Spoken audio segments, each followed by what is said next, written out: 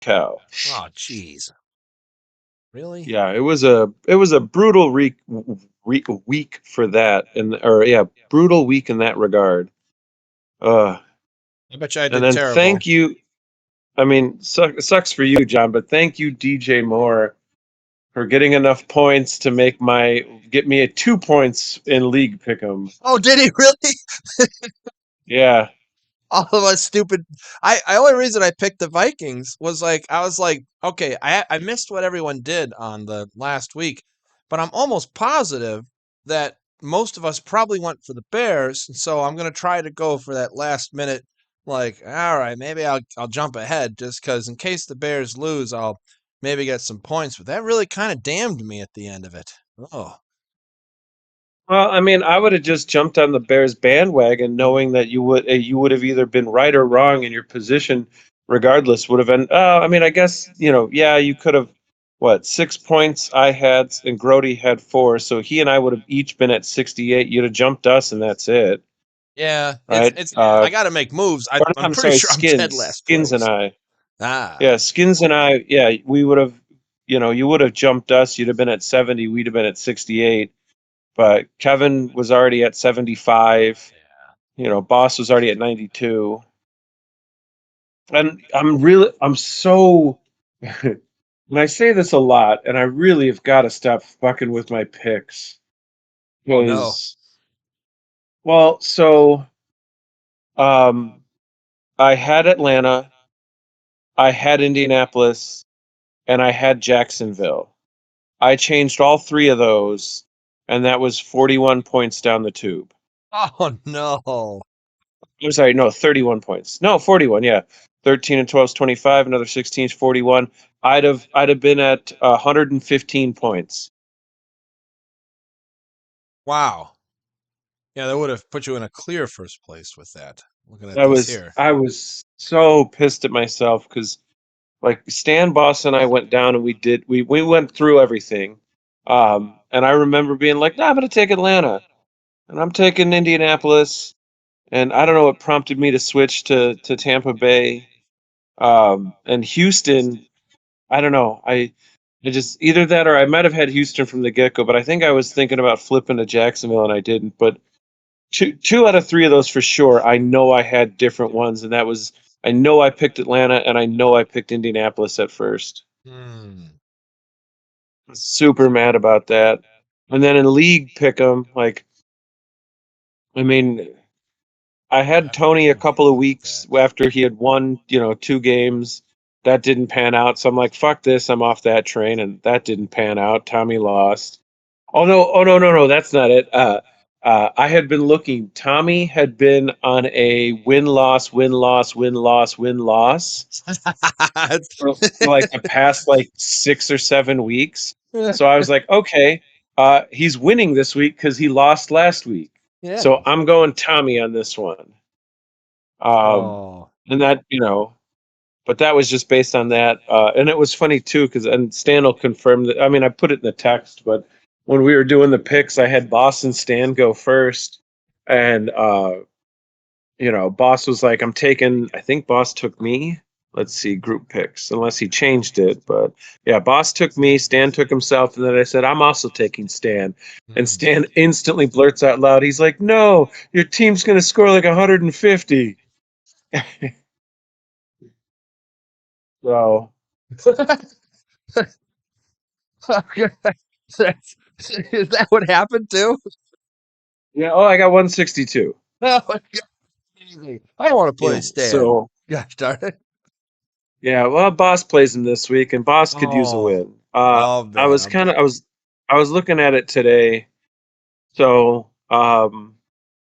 there's 3 spots taken, as Barry, Bates, and I have all secured a playoff spot. Oh, that's good. Congratulations. Um, Lavender, Sippy, you, and then Eric, Skinns, Groady, and Icehouse. You guys all have a chance.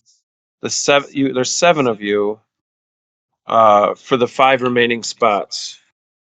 Oh boy. I better make some Um, picks quick right here. and My team is in quickly going down a the drain. in a complete and utter long shot, Tony is still not mathematically eliminated. Oh my gosh, you're kidding.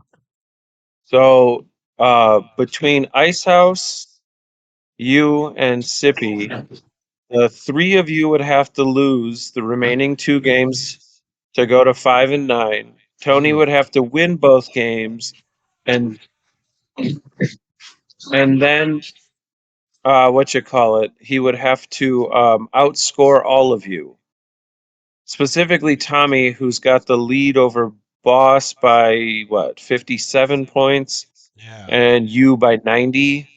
Yeah. So, and he's got a just under 130 point lead over 7-1. So Tony has to outscore Tommy by like 70 points each of the next 2 weeks.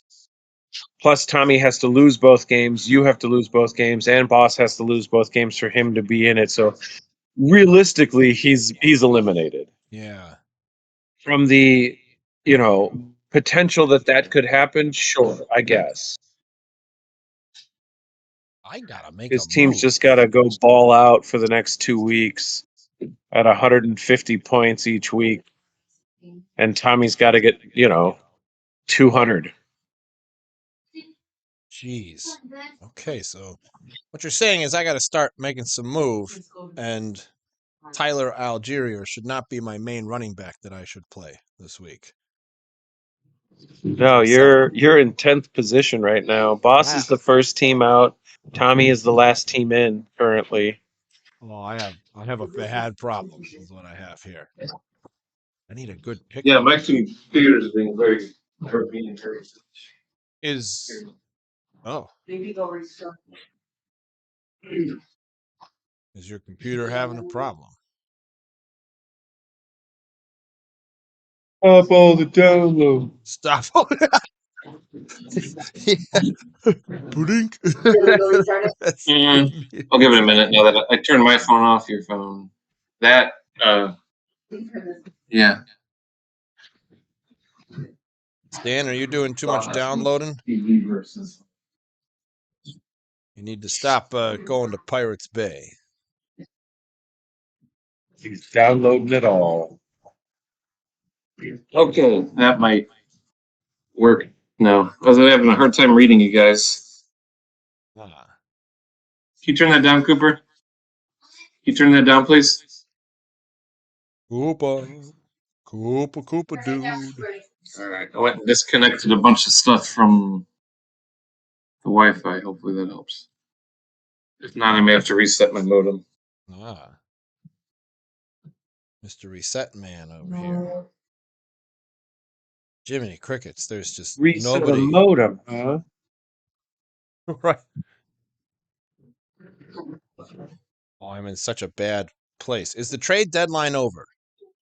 No, trade deadline is Saturday. No, wait, never mind. I didn't say that because you know why? I traded my team to death last year. I am just in the repercussion state of my team trying to get back to where I was. I thought I'd be smart, and I'm not. And I'm making bad decisions that I need to stop making bad decisions with. So no, I need to trade. I need to just have a regular draft where I have a first round pick, a third round pick, and maybe a keeper that wants to remain in there for the rest of the season. Well, you could have had Kelsey. I could have had Kelsey. Instead, I took Jalen Hurts, who is officially probably my keeper, looking at my team. Oh no, you could have kept Kelsey, is what I'm saying. Oh, I could have kept Kelsey. Well, I mean, arguably Kelsey versus Chubb and not having a first or third round pick. I feel my heart was with Kelsey, but my brain went with Chubb, saying, "No, get the running back. He'll be the workhorse." So I chose wrong. No, Mark sorry. What's Andrews the keeper? What's the The Mark Andrews keeper worked out just as well because it was between him and ETN. Joe ended up with ETN. He's been amazing. Top 5, maybe. Amazing. I have no idea what he is. Him and well, I shouldn't say it's Bijan Robinson's fault that Arthur Smith doesn't want to use him properly. ETN's ranked. It says 29. There's got to be 29 overall, not 29th running back for sure. Fantasy points wise, ETN is third. He's running behind. backs. Yeah, he's behind McCaffrey and Mostert.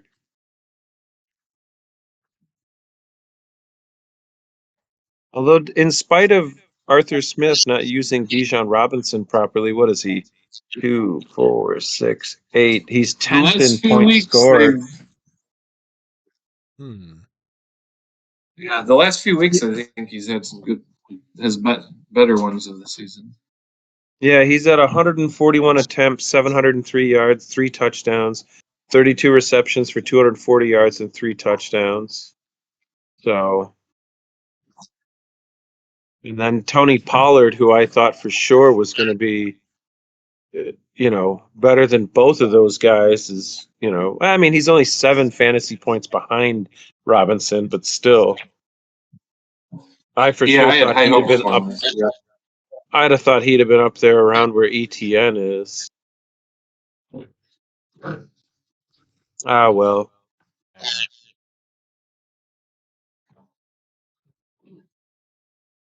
There's a lot on bye this week. Didn't plan on almost anything with this here. Of course, Josh Allen is still leading all quarterbacks with 370 points. Is he The really? next closest is well, he's played one more game.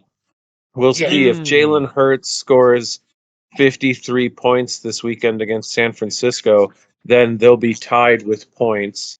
Not gonna happen. Prescott's third with 295, followed by CJ Stroud with 291. Oh, wow. Stroud, man. What a pickup. Well, I mean, had Fields not been injured, you'd have wondered what Barry would have done. Yeah.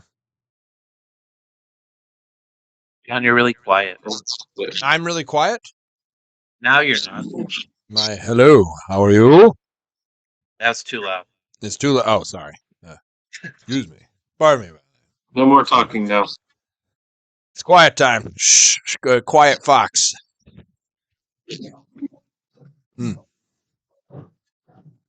Quiet fox. This. I prepared nothing here, so this is minus 20 Me neither. points for me. Yeah. Bears are on a bye week. Nothing prepared. Buffalo's on a bye week. So Awesome. Well on bye week. Understand. I'm just gonna play this by ear. All right, so hi, welcome to the Duff Pickem AllStars. This is Skinnnns, Groady, and Commish. I had nothing prepared because I am disorganized like crazy. I missed last week because of Thanksgiving. Hopefully, you all had a great Thanksgiving. Did you all have a great Thanksgiving? I didn't even ask that question. Yeah. I was on vacation, so I chatted with Boston Joe briefly on Tuesday night with what little internet the fucking cabin had, because obviously if I tried to be on the whole night, it would have been terrible. Yeah. What about you, Commish? Where were you at? Thanksgiving, I stayed home. It was also my birthday. I did nothing but play Starfield all day. Damn. You, man, I get so involved with Lexi's birthday. I constantly forget the special day involves both Thanksgiving and your birthday and her birthday. You share a damn birthday on the same damn. No, you don't. No, do you? No, I'm the 23rd. That's right. Yes. I can't get November straight. I don't even know my friend's birthday. Isn't that terrible with it? Skinnnns, what did you do? Help resurrect me from my shame. It was also my birthday. Oh, it was not. Shut up.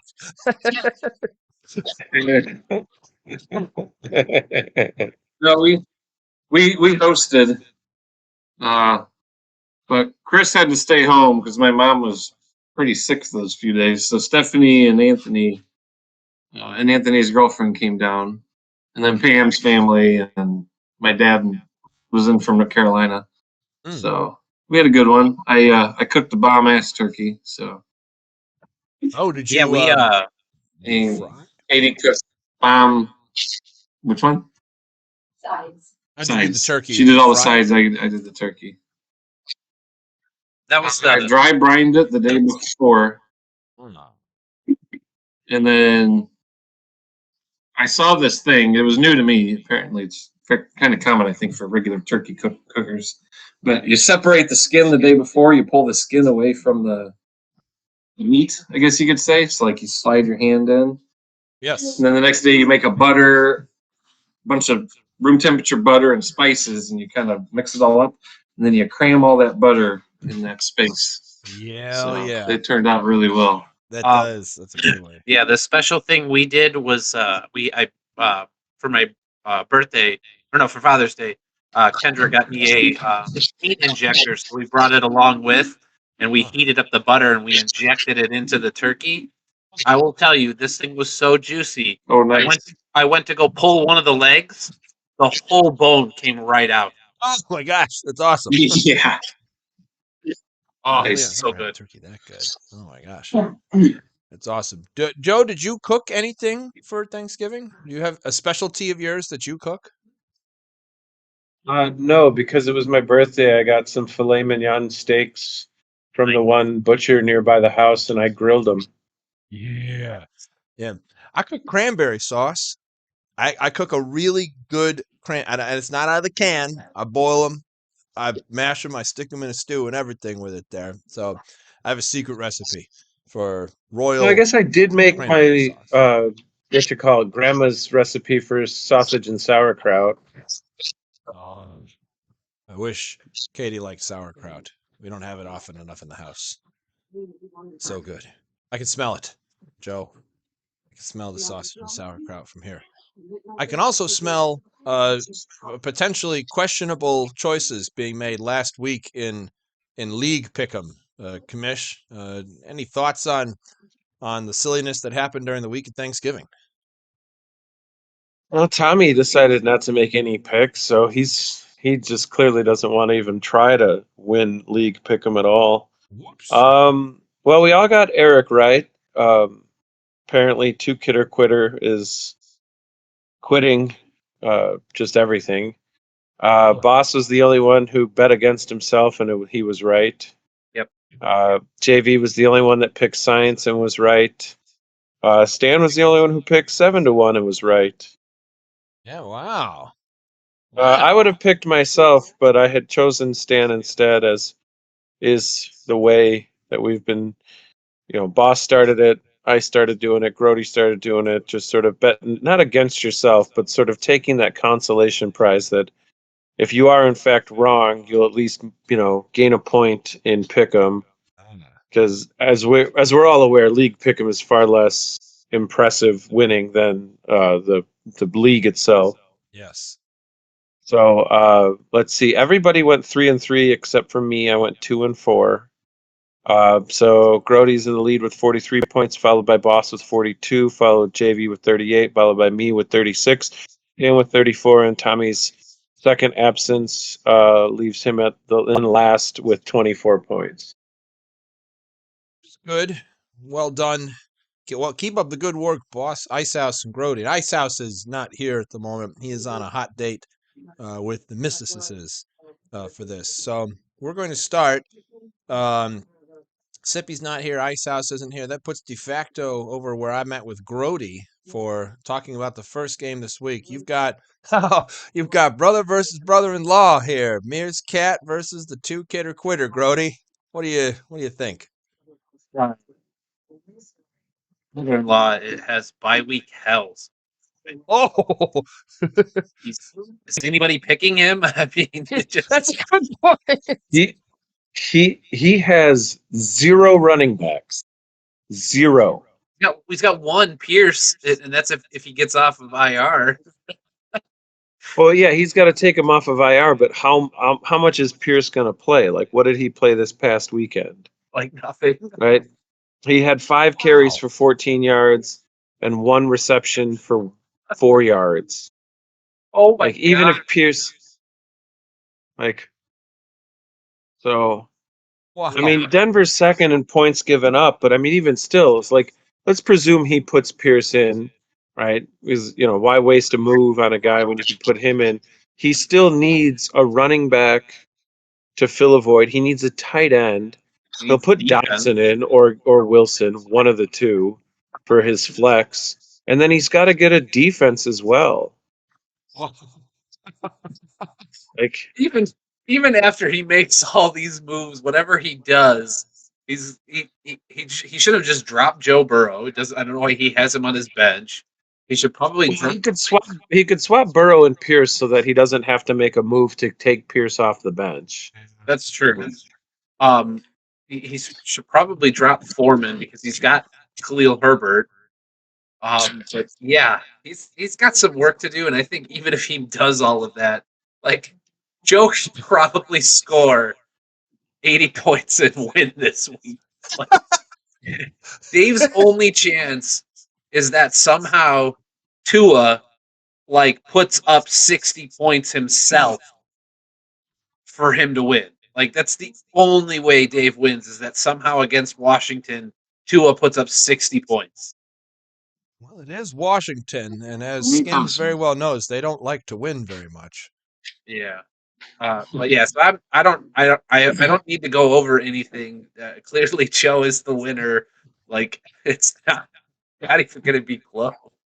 Yeah. Does anyone have any reason to pick the Commish? He just has too many holes to fill. Like there's no way. Like if he had some running backs on the bench, okay, sure. If he's just got to go pick up the defense of the week for the most part, and then whatever tight end, all right. But he's on a 9-game skid. He's got to pick up at least 3 players.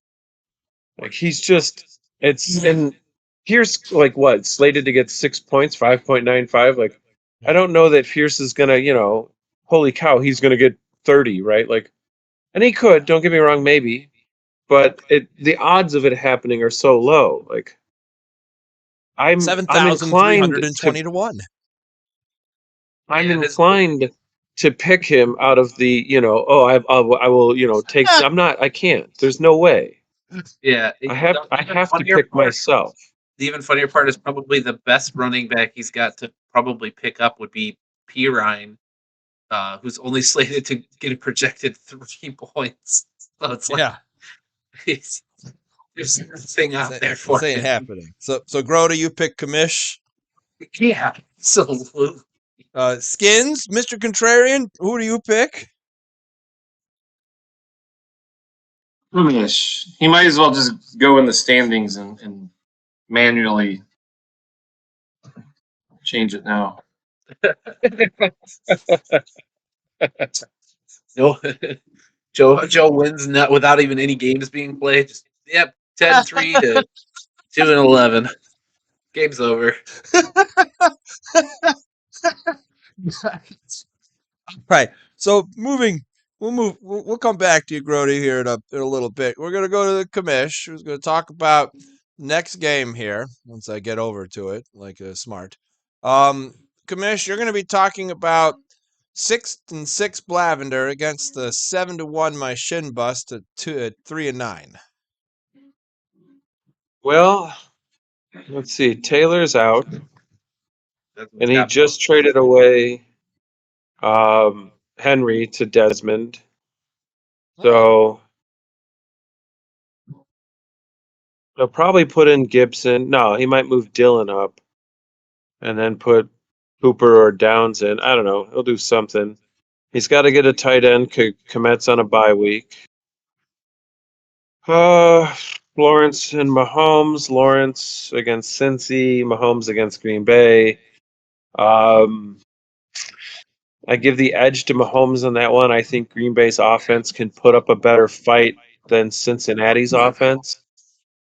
Samuel and Cooks versus Lamb and Dell. Tank Dell against Denver. If Denver keeps playing the way they have been, which they've been killing it. Yeah.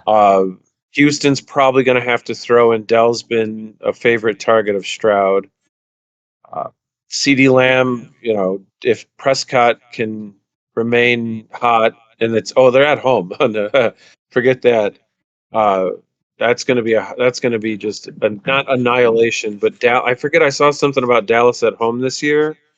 They have won every game by 20 or more points. Oh wow!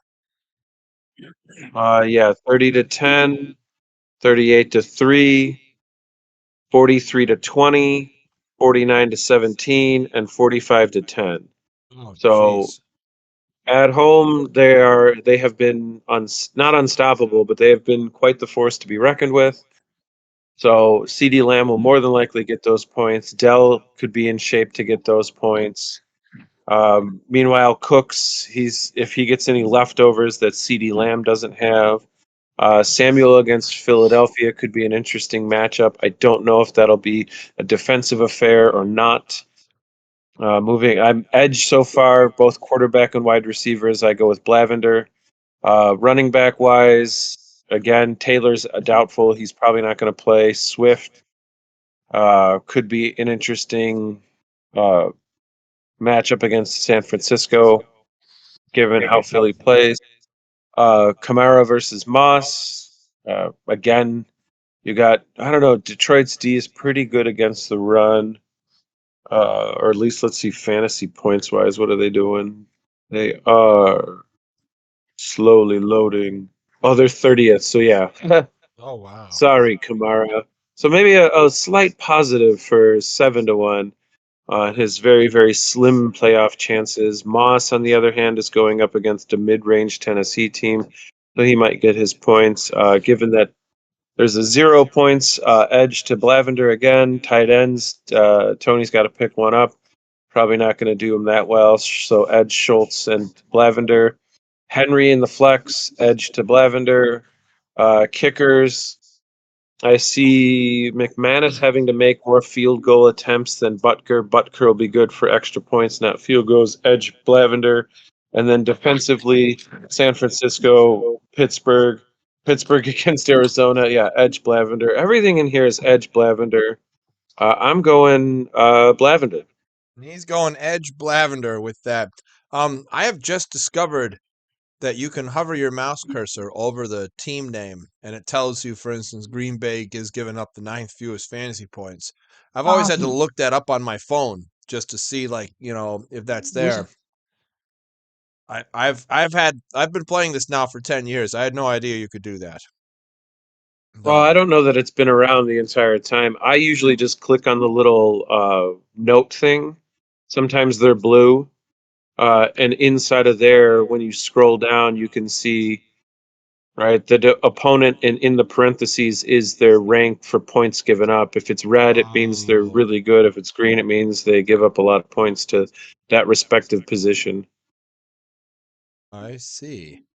Oh, I So you can see see it in the there. future. It's Yes. funny Yeah. how it does that. Yeah. Because when you hover, it says third best or third fewest, or Joe said 30th. Right. Oh yeah, That is. 30th. So like the third, like so Detroit gives Did you up. just do that mental calculation? Because I No, clicked it and it says third. I clicked on the thing and then scrolled down and it shows Detroit and then it's red and it shows 30th. So there are only two teams that give up less fantasy points to running backs than them. Wow. Wow. That's cool. It's a cool feature now that's in the both places. I didn't know about the hover one myself with there. Okay, so you're The going hover one's a lot quicker. yeah. So I So learned in that something new. regards, because I decided to hover, turns out Denver gives up the most fantasy points to the tight end position. So even further for Blavender. Further edge to Blavender. All right. So we have an edge on Blavender. Skinnnns, do you edge Blavender as well?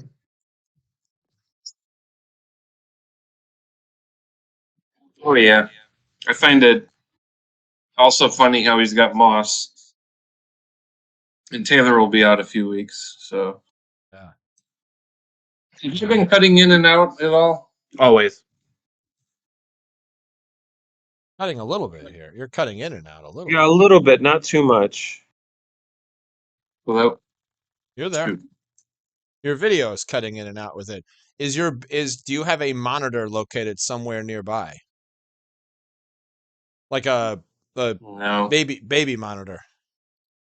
No? Okay, I know those interfere like nope, greatly. nothing.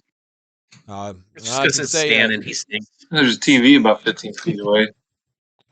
I Yeah. heard that, Groady.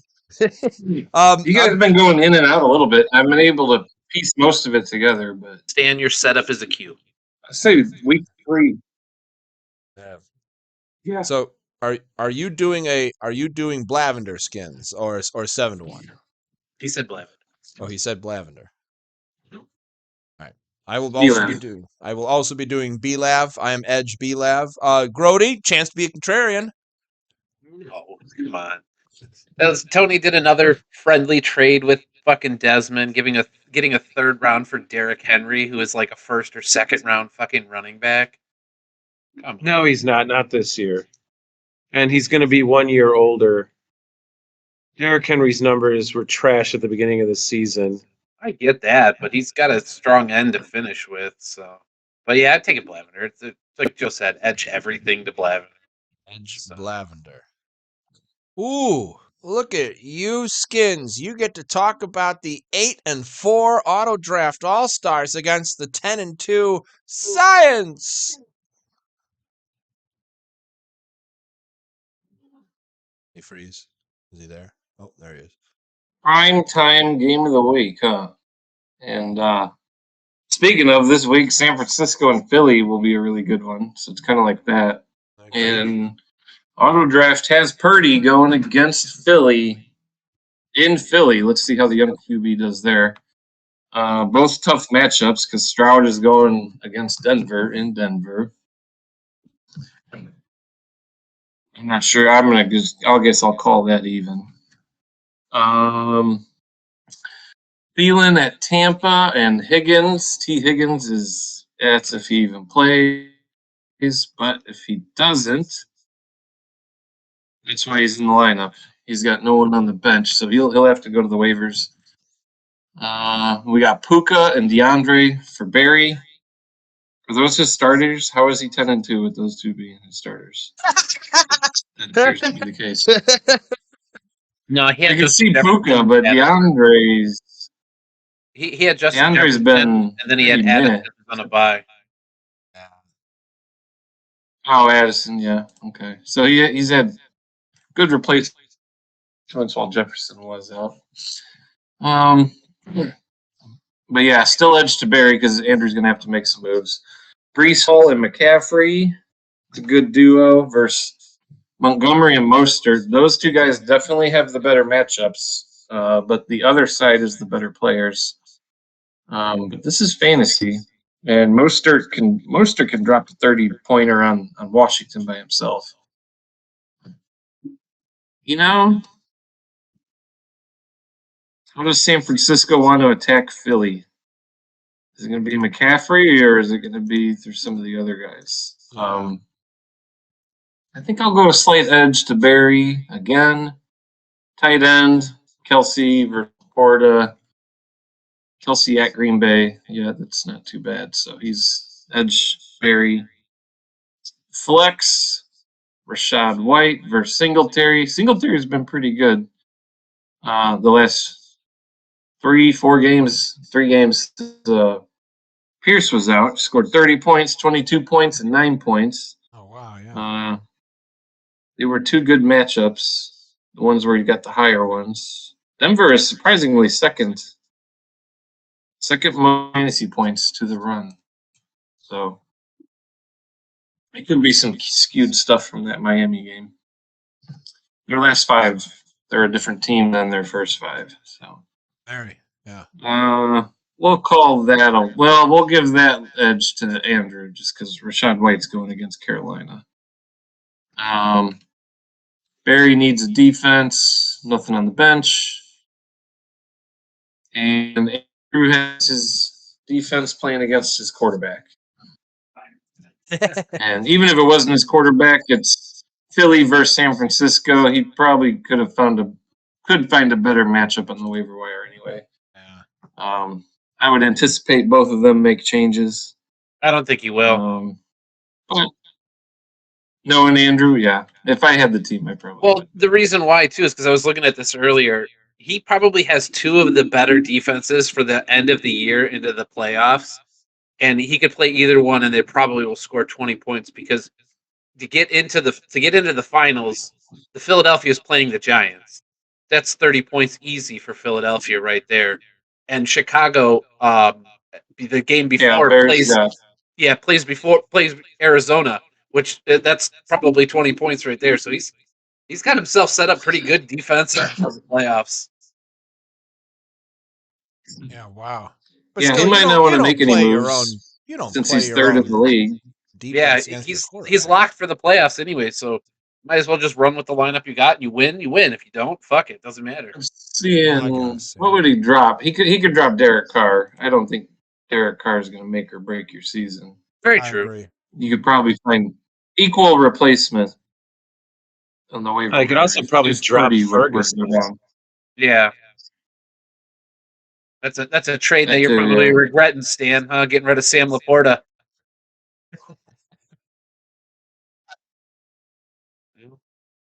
But who do you go with here? Hola inglés. Skinnnns? ¿Dónde está el Porta? On Bates Street. ¿Sí comprende? Muy comprende mundo. Oh, You're breaking up. I'm hearing Donde Está. oh boy. I said, I bet you're regretting the trade away of Laporta after what happened with I'll Andrew. pick Barry. Wah, wah, wah. All right, so I got one pick for Barry for this one right there. Skims picks let's see, his computer may be updating or something like that here. So this is I should have written No, this. let So me. I'm going to try turning my camera off. See if that helps thing because it sounds I'm like still. that would help. I only got like half of what Groady said, and then I heard a Oh. lot more. So I think I got roasted. Yes, you did absolutely. get double roasted there. Is it better? Yes, much better. Yes. I am between both of these two. I honestly think this is a game that will come in less than 3 points of one another.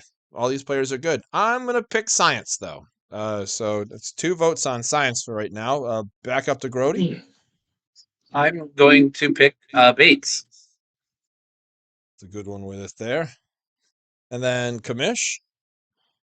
I'm also taking Andrew. Nice, a split. A split. That's good. Separation. Right there. I think Bates can win this one. I think Sunnyvale knows how to play his team this year. Looking good. Well, Looking good. Sunnyvale already beat him earlier in the year, so He knows the secret. He knows the secret here. I get to talk about the it was a Groady Glory. 140 to 114. That's a beatdown. Holy cow. All right, I get to talk about 6-6 Groady versus 7-5 Sick Erat Scriptum, who is suffering from a few problems on bye, whereas Groady has a problem on. No, you just have a Q. So you've got Goff on Grody's side against New Orleans. I think playing in New Orleans is sometimes challenging, but I think it's still winnable for him. Meanwhile, Allen on bye. Josh Allen on bye. He will have to pick up somebody. Good luck with that. Jamar Chase and Mike Evans going up against Reed and Hill. Tyreek Hill, man, that's been good. Reed, you're a Packer. Evans and Chase. I think that would even out, but let me see Tyreek Hill. Tyreek Hill, 20 points, 28 points. I'm going to say slight advantage, good advantage on Scriptum's side for that one there. Running back wise, it's Williams and Walker. Who do you have to play for him? Chan could be a possibility for you. That otherwise you have a possible. Well, no, you have an empty bench spot. You could pick up a nice running back for that if you need to, if you wanted to. Eric also needs a running back. The Gus bus is parked at the station. He has Najee Harris, who has been slightly on the down low in terms of the talk. His point wise, averaging okay with it there. He's having ups and downs, 17, then 5, and 17. No one else to really. So Aaron Jones could substitute him in there, possible with that. So as I'm going to say that the running back situation is a little cloudy near the lake, a little fog on that one there. Could kind of depend on the intelligent pickups and/or decisions made with folks on the bench with that. It'll be exciting to see. McBride on Eric's side for Arizona versus Evan Ingram. I like both those tight ends. I think McBride's on the up and up with Kyler Murray being back, but I like Ingram in general just because I think the Jaguars are clicking. Pickens on Pittsburgh. I always find it funny when Pickens throws to Pickens. I just find that funny when Pickett throws to Pickens. Just sounds funny. So I like that combo at Arizona. I think that's great. Odell Beckham Jr. Come on, man. Has he even done anything? Like, seriously? Really? Bruh. Oh, it's 17, 10. He's boo, Eric. Advantage, Groady. Gay versus Eric. You're missing your kicker. Gosh, dang it, though. You have Dallas's defense at home. Oh, that's scary on Scriptum's side. That's like legit scary. Oh, I don't know which way this is going. There's too much haze in this. Good. All right. You've got Cincinnati's defense against Jacksonville. That scares me a little bit. I never like playing my own players against my defense, but you have a good defense going. I'm sure you're keeping them around because they have other good games. Possibly. Oh, yeah, Minnesota is coming up there. Oh, gosh. I'm going to go Dallas's defense and Tyreek Hill scares me. I'm playing it questionable, Groady. I'm going to hate myself next week. I'm picking Scriptum. I don't think it's entirely the right decision, but defense and Tyreek Hill, it terrifies me. Groady, what do you think? Well, I gotta hope that Achan can go, because if he doesn't, probably fucked with a running back, and it might cost. So just in case, I picked Eric as well. That's my Oh, bet. there you go. Hedge. I like the hedge with that. Very good. Let's see. We got Commish. Again, I think there's just too many holes to fill and not enough talent on. I mean, it's really irritating. I looked at it because even though Eric had won the matchup early on, I was looking, and last week he had Myers on the bench, who he drafted. He has played Myers one total time. What? Otherwise, Myers has sat on his bench. Like, I'm like, why bother having that guy? You'd think, what? So last week he Wow. put Beckham Jr. in instead of Myers, which, I mean, granted, whatever, he won, but points for tie breaks and whatnot. Yeah, I don't know. I just don't see Eric being able to get a quarterback that's going to put up the numbers that Jared Goff might against New Orleans. He can put Aaron Jones in if Aaron Jones is going to play, but otherwise, he's got slim pickings. And realistically, Groady, yeah, all right, fine. You got to pick up a running back off the waiver wire if Achan doesn't play, and maybe pick up a different defense. I don't know, You got some but things to look otherwise, at. I'm just saying you don't have too much. Eric's got to get a quarterback for sure. He does not have another one of those, so I'm going Groady on this one. I think Eric's got too much to figure out. You know what? I'm changing it. I agree with you now that I'm looking at all of the holes from far away, especially thinking how much other teams need like Barry needs a quarterback. Several other teams need kickers. There's a lot that's needed, and Groady has less needs to immediately fill. I'm switching mine to Groady as well. Skinnnns.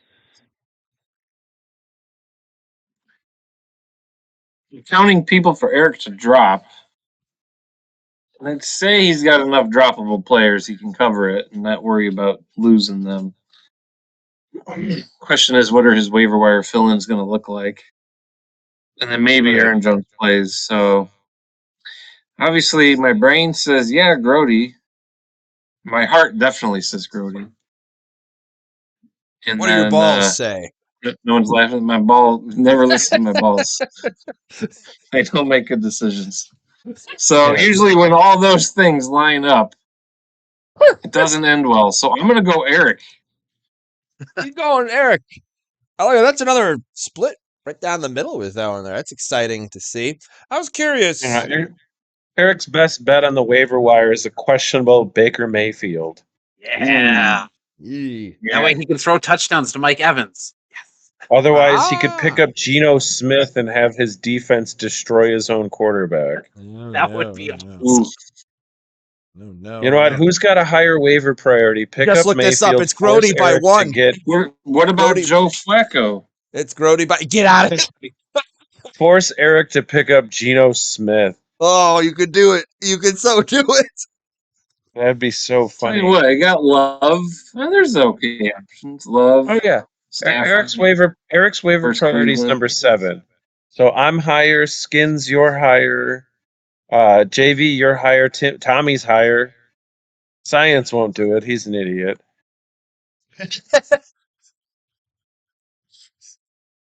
So you have a chance. You have a chance by 1, Groady. You have him beat 6-7 on the waiver wire picks. This game is going to be fascinating to see just who does what with that. Very very fun. Very fun. Okay.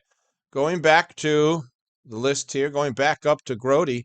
Groady, you get to talk about the battle for brotherly love. Skinns for the wins at 6-6 versus Icehouse for life 5-7. Yeah. Um, looking at the matchups, quarterbacks, you got Murray versus Pitt. Pitt's defense is pretty good.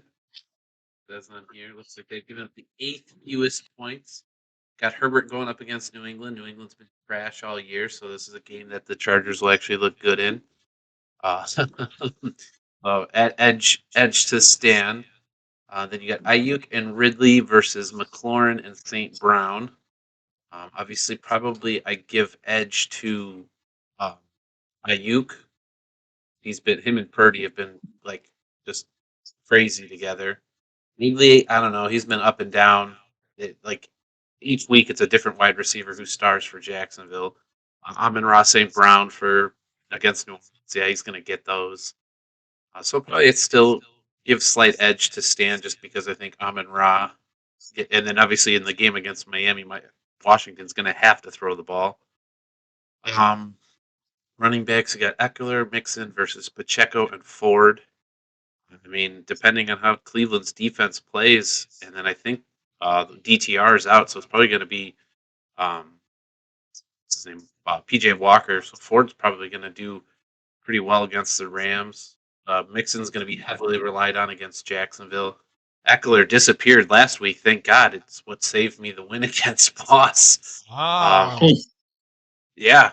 And it typically, with going up against New England, they always try to take something away. So if they take away Keenan Allen, Eckler will probably be the guy. If they take away Eckler, Keenan Allen's probably going to be the guy. I think either way, it's kind of a plus for Stan because it's probably going to be him throwing to Eckler instead of just handing it off. I like Pacheco going up against Green Bay. Green Bay has been known to let people run by. Then Taysom Hill versus Pat Fryermuth. Well, if the game plan for Pittsburgh sticks the way it did this last week, they got the ball to Fryermuth last week. That's for sure. I don't know how much Taysom Hill's going to get involved in against Detroit. And then it's Gibbs versus Charbonnet. Ugh, sorry, edge to Boss there, because I don't think Charbonnet's going to do a lot against Dallas. Have somebody on your bench, Stan. Oh yeah, you could probably start Rashid. Still hamstring. Oh, It's fine. and kickers, you got Greg the Leg versus Dicker the Kicker. Two of the best Oh, kickers. the two good kickers. But then the biggest edge of all, Jacksonville going up against Cincinnati, then Cleveland going up against the Rams. Stafford's been known to turn over the ball, and if they got any chance to beat the Rams, their defense has to play good. I like Stan's matchups more, so I'm going with the Stanable. He's going with the Skins for that. All right, we got one for the Skins here, Commish. I think I'm also going to go Skinns on this one. Not just because of the matchups being better in his favor. I think that because Boss lost, he will be shopping around some of his players before the trade deadline. Interesting. I like it there. I think Ooh, that's Thing, nice it's some, analysis. well, it's something that we talked about last week. If he had won the game, Yeah. he would not be looking to sell. He lost, and even though the teams lost around him, I mean, he's in what, ninth place? So he's the first team out, and he's got a tough matchup against, a better team. So hedges his bets. He probably sells for next year, even if he only ends up getting, some later round picks, maybe not a first, second, or third from somebody, but if he can get fourth, fifth, or sixth, I'm sure he'll trade away what he can. yeah. The only issue is I don't know if he's going to actually do the shopping or wait to see if somebody looks to him, because not too much on his team that people are going to be, dying for. Yeah, probably I'm not only dying for. Eckler or Gibbs.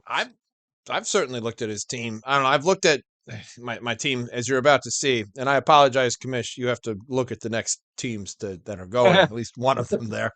My team is looking pretty bad. I would think I would actually trade up for any of his players except for maybe his quarterback and Taysom Hill.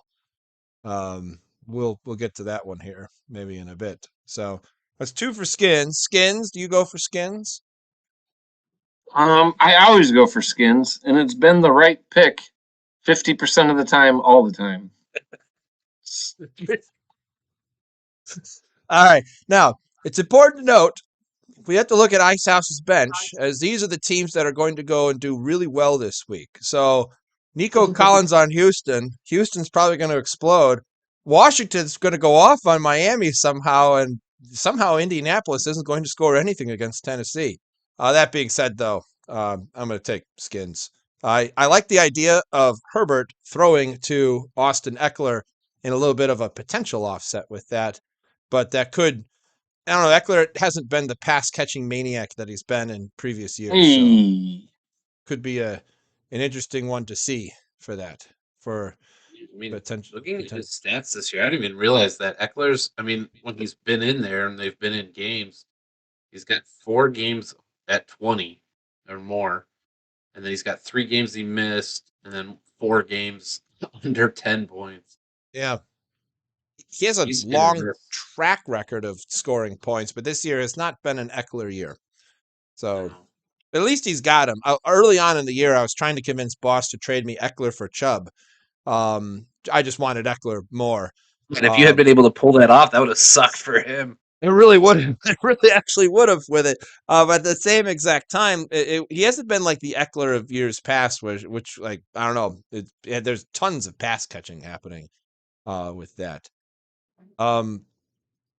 Commish, you have the unfortunate pleasure of looking at the 5-7 Peanut versus the 5-7 Sippy Cup in the battle for who is getting closer to that Sacco Bowl. Yeah. Tommy looks like he's got it worse than you do. Although, That's hard to admittedly, do. at first glance, you look at it and you think, oh, 20-point differential. Take a quick up and down look. You see, all right, Tommy's missing a quarterback and he's missing his tight end. So there's easily 20 points. And he's back even with you. And then you take a deeper look at this and you realize, John, how have you even managed 5 wins? That's exactly. I will. This is something I looked up, and you weren't here for last week, so I hadn't been tracking this, and I thought this would be interesting to track on a team by team basis, looking at each individual team's having the top dog most points in a given week, how many times they've done that, how many times they've blown teams out, how many times they've been blown out, how many times they've had the squeak by win, how many times they've lost by a little bit. John, your numbers are as follows. On average, throughout the 12 weeks of the season, points scored, you are 106, which is 10 points below the league average. Oh boy! In your 5 wins, you average 100 points. In your 7 losses, you average 110 points. You are the only team that averages more points in a loss than you do in a win. Um, you've also had the most wins when scoring under 100 points with 3, because 4 times teams have scored the lowest amount of points in the given week against you. You've never been the top dog. You've only had a biggest blowout 1 time. You've scored the lowest points in a given week only 1 time. And even that was a small margin of victory for Andrew, as he beat you by, at the time, it was a 17-point win, but that was the smallest for the week. So, It hasn't been pretty. no, it hasn't.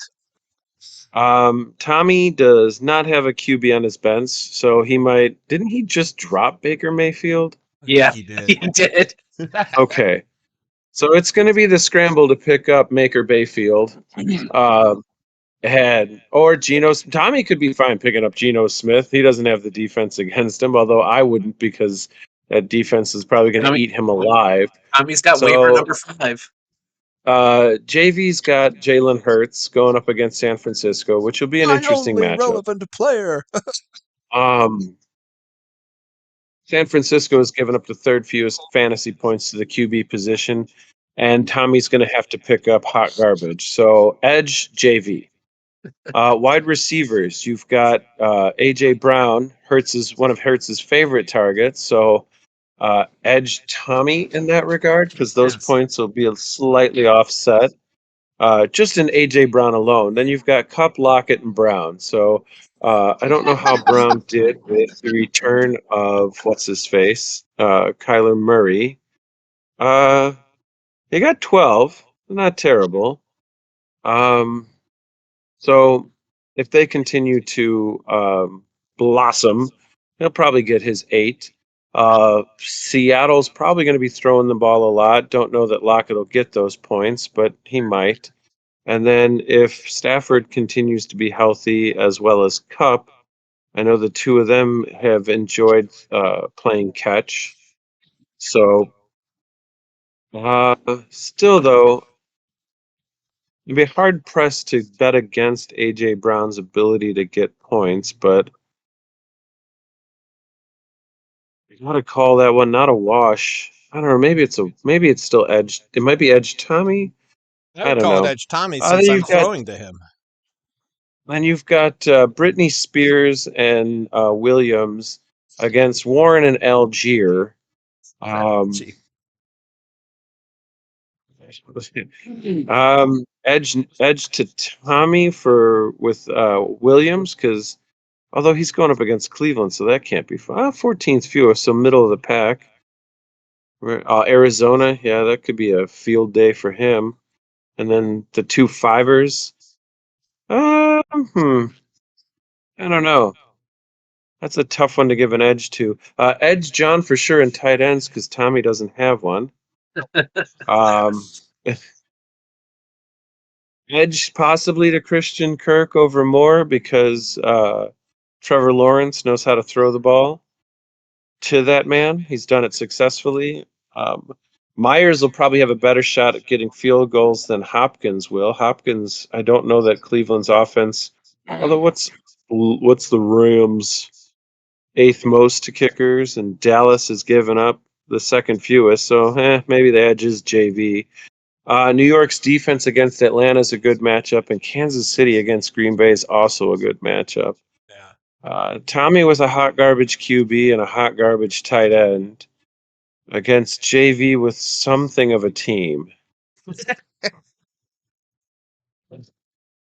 I appreciate that you called it a team. That If means a lot. anything, Tommy should pick up Matthew Stafford. Oh yeah. Yeah. He might be edging. He might be eyeing to do that just for that matchup of Stafford and Cup. Yeah. If he does that, which we'll know tomorrow, not like he's going to wait to make moves. Although Dave does. Dave seemingly waits until like fucking Sunday, which pisses me off. Although he's been, bet against him for sure every week.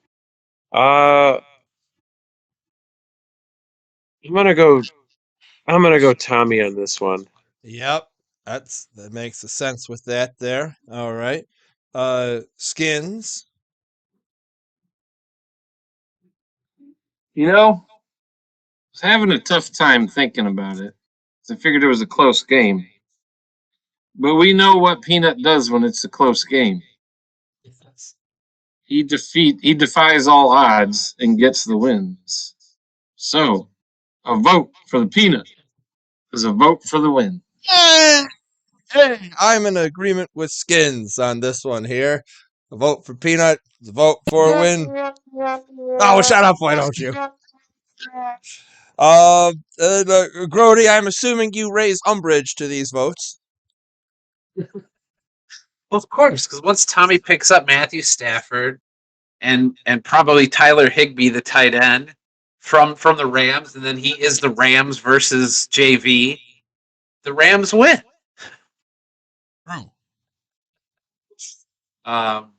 Yeah, no, I have you initially, but depending on the moves that Tommy makes before Thursday, I will potentially switch to Tommy. But as of right now, yeah, I got JV. It is worth it to keep in mind. As dumb as I am, I do have a higher waiver pick that is likely to be used over the other two. Like Science ranks over me and Two Kidder ranks over me. I could rob somebody of someone. I don't know who that would be, and whatever decision you make, it won't be a good one. I like it. So I like to win, but I also like to help my Yeah, just put opponents in to lose. Whatever you do, Put a put in a claim in for every QB. Put in a claim for Baker, forcing Tommy to take Matthew Stafford.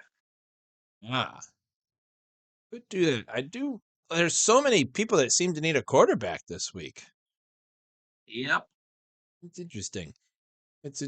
All right. While I switch over to Pro Pick'em here, I am going to. My doggy is whining to go potty. I will be right back. Those are simple.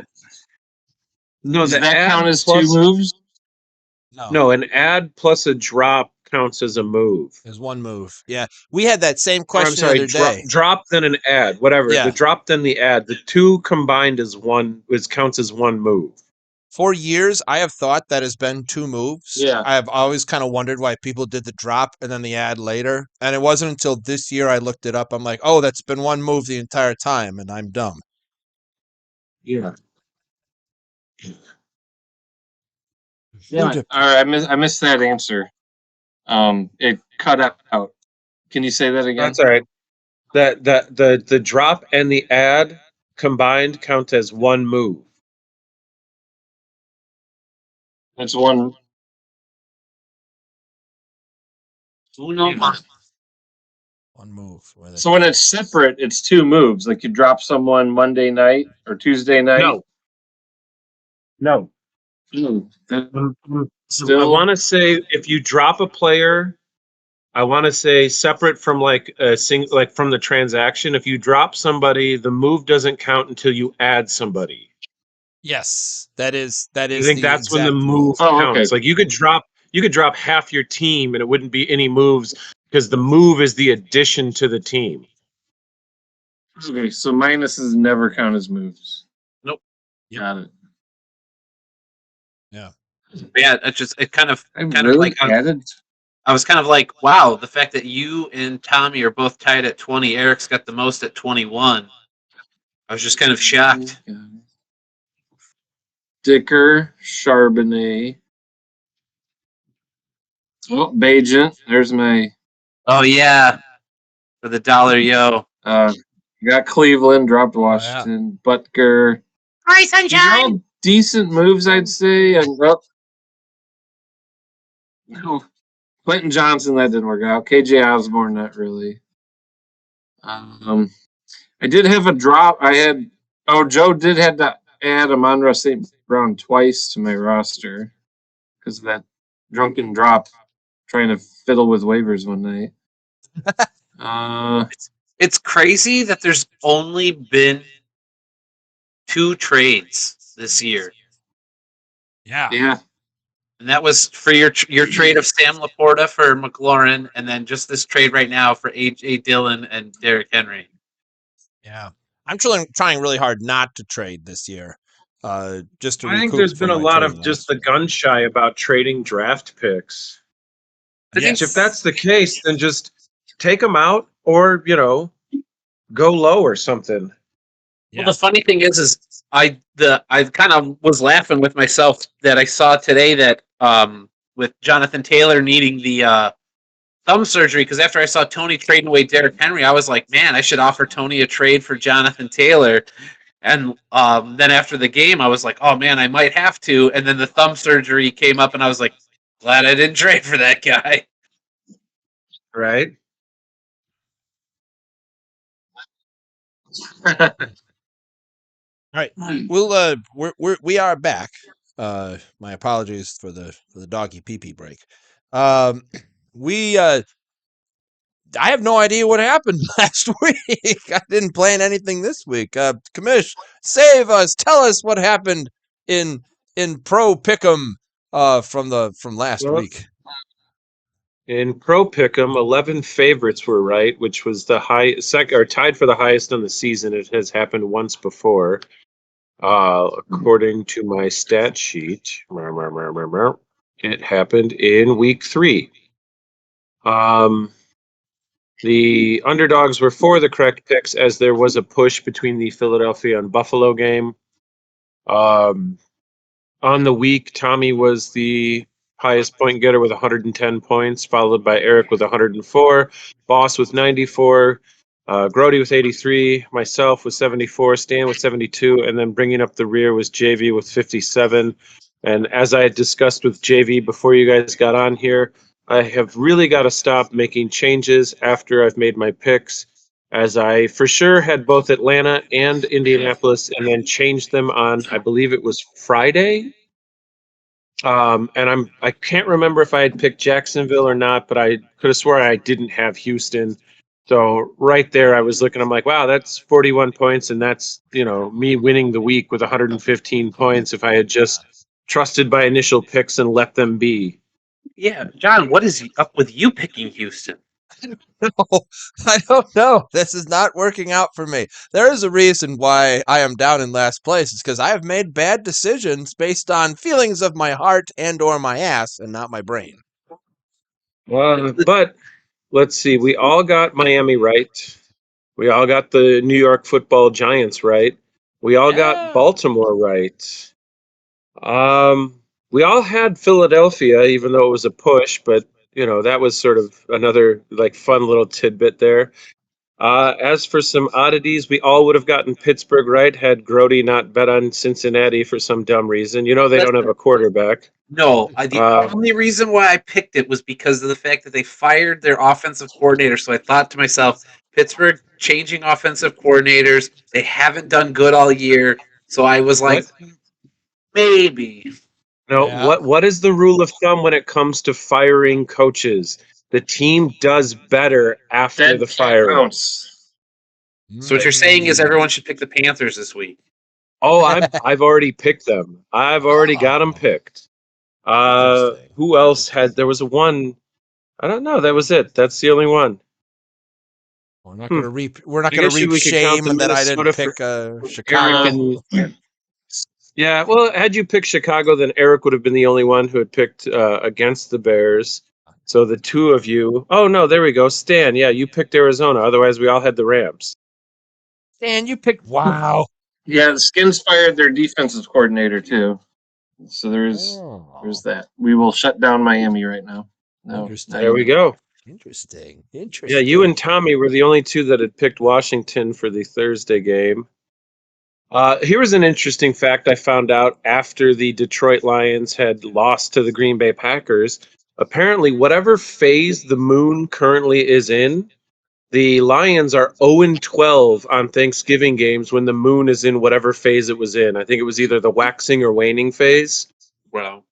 And I was like, if I had known that, I'd have picked the fucking Packers, no problem. What? I'm like, the moon phase having nothing to do with football, but yet the Lions are 0-12. Oh, 12. Who even thinks to look that up? Right? What wild psychopath is out there like tracking this? Where's the moon currently? Oh, it's in this phase. Well, let's look at the games. Oh, Detroit is 0-12. Oh wow, that's Oh, and for the Bears in Monday night, Josh Dobbs was 0-3 in his night games prior to the start of that game. He's now 0-4. So it was a the Bears waxing continued his losing night game streak. The only reason why I picked them is because of what they did to the Lions the week before. Oh, the defense? Yeah, I absolutely thought if the defense plays the same way they did against the Lions, the Bears can. I actually thought the Bears might score a touchdown or two. Turns out I was wrong. But Well, Joe, it was crazy because the Bears on first down they threw a screen pass, and then the defense was like, "There's no way on second down." And wait, they did. They threw a screen pass, and then the Vikings were like, "There's no way on third down they're gonna." Oh, my God, third down they threw a screen pass. So yeah, it's tough to score when all you do is throw screen pass. I don't know that it's tough to score. I think the thing is you just hope that the drive doesn't stutter, right? Which is what happened. And I think the reason a lot of those drives stuttered is they didn't really do a good mix of running. Yeah, it was bad. Several times, I think there was at least one in particular where it was 3rd and 2, and they went with a pass, and I would have just ran it. I would have ran it and seen what happened. Well, that Like was the third, I was I was gonna say the pass didn't result in a first down. That's why. Like I'd have at least run the ball. Why not? Yeah, I think you texted about it in the group chat too. The hit on Fields on the one run where he ran and then like the guy got him and then freaking the safety came across and hit him right in the fucking head. The fact that they didn't call that, I was fucking livid. He got destroyed. It's when you're a runner, the rules don't apply. Like evidently, and I don't know if this is true or not because I haven't looked it up, or maybe the person was being sarcastic. So in that Philly Buffalo game, evidently early on, Josh Allen was horse collar tackled, but apparently the quarterback is exempt from the horse collar. Like apparently, like you cannot, like even if you do, it's not considered a horse collar tackle against the quarterback, which I thought, well, that doesn't make any damn sense. A horse collar is a horse collar. It doesn't matter what you are. You could be a lineman or a defensive lineman intercepting the ball or recovering a fumble. If a guy horse collar tackles you, that's 15 yards. Like that's a safety. That's not a, oh, well, he was out of the pocket so I could, obliterate him. Like no. No, he was a runner at that point, so I was allowed to light him up. Like the horse collar on Josh Allen was also bad enough that it tore his damn jersey. Yeah. So yeah, I don't know. It's to me, it's one of those things where I've said this before, if I were a player or a coach for that matter, I know there's fines for bitching about the referees and their poor officiating, but if you stick to bad calls when it should matter in regards to player safety and you do get fined, I would point out that you were fined for complaining about the lack of calls in regards to player safety. So what you then do is you call out the NFL and say, "Hey, so you're fining me for complaining about the officiating, but what I was really complaining about was the lack of player safety. So do you guys really not care about player safety? We all know it's true. Like, but you finding me only further backs that evidence up that you don't actually care about player safety. Yeah. You say you do, but you don't. You lie. Especially when you had, like, in his career when he was early on, Cam Newton getting popped and, referees saying to him, like, oh, well, if you had more years in the league, I'd throw the flag on that. Like, I'm sorry. What? Yeah. So because he's young, he can take the hits. But if he was an older quarterback, we got to give him the penalty. Like, that makes no sense whatsoever. And I wish Cam Newton would have specifically called out the referee that told him to, because I would have loved to have seen the NFL do nothing against that referee, because they would have done nothing. Yeah. Yep. Very true. With it there. NFL, if you ever watch this and become one of our subscribers, please tell your referees to start caring and stop being jackasses. Yeah, But on the overview for Pick'em, Tommy is out to a 102-point lead over Stan, 875 to 773, who's got a 1-point lead over Groady at 772, who has a 29-point lead, no, 31-point lead over me, who's got 741, who's got a 6-point lead over Boss with 735, who's got a what is that? A 38-point lead over Eric with 697. With his astounding week and JV's poor week, JV is officially in dead last with 679 points, 19 behind Eric. I would like to point out, though, that I do have the second best pick'em record at 97 and 80. Yeah, look at that. Look at the very And good. I just, the points weren't there for me. That's pretty much it. Yeah. I would also like to point out for last place JV, he is in second place for top weekly performance. Thank you. We all only have one top weekly performance. JV's got 2, and then Tommy's got the rest. Thank you. Thank you so much. Point out that John is in a spiral downward these last 3 weeks. I will somehow start He losing went total from- points. 5th place to 6th place, last place. This man is dying. Having a problem here. Having a problem. Again, if you're looking for advice, probably do the opposite of B. Maybe we should have an opposite day at some point here. Maybe we'll make that today. Maybe we make that today for that one here. All right, I'll just do the opposite for everything. We're speaking of around the horn points going around. We've got the Commish in the points in the lead with 47 points. Skinnnns 27 points. Groady 18 points. And Icehouse just coming in at -5 points. Excellent.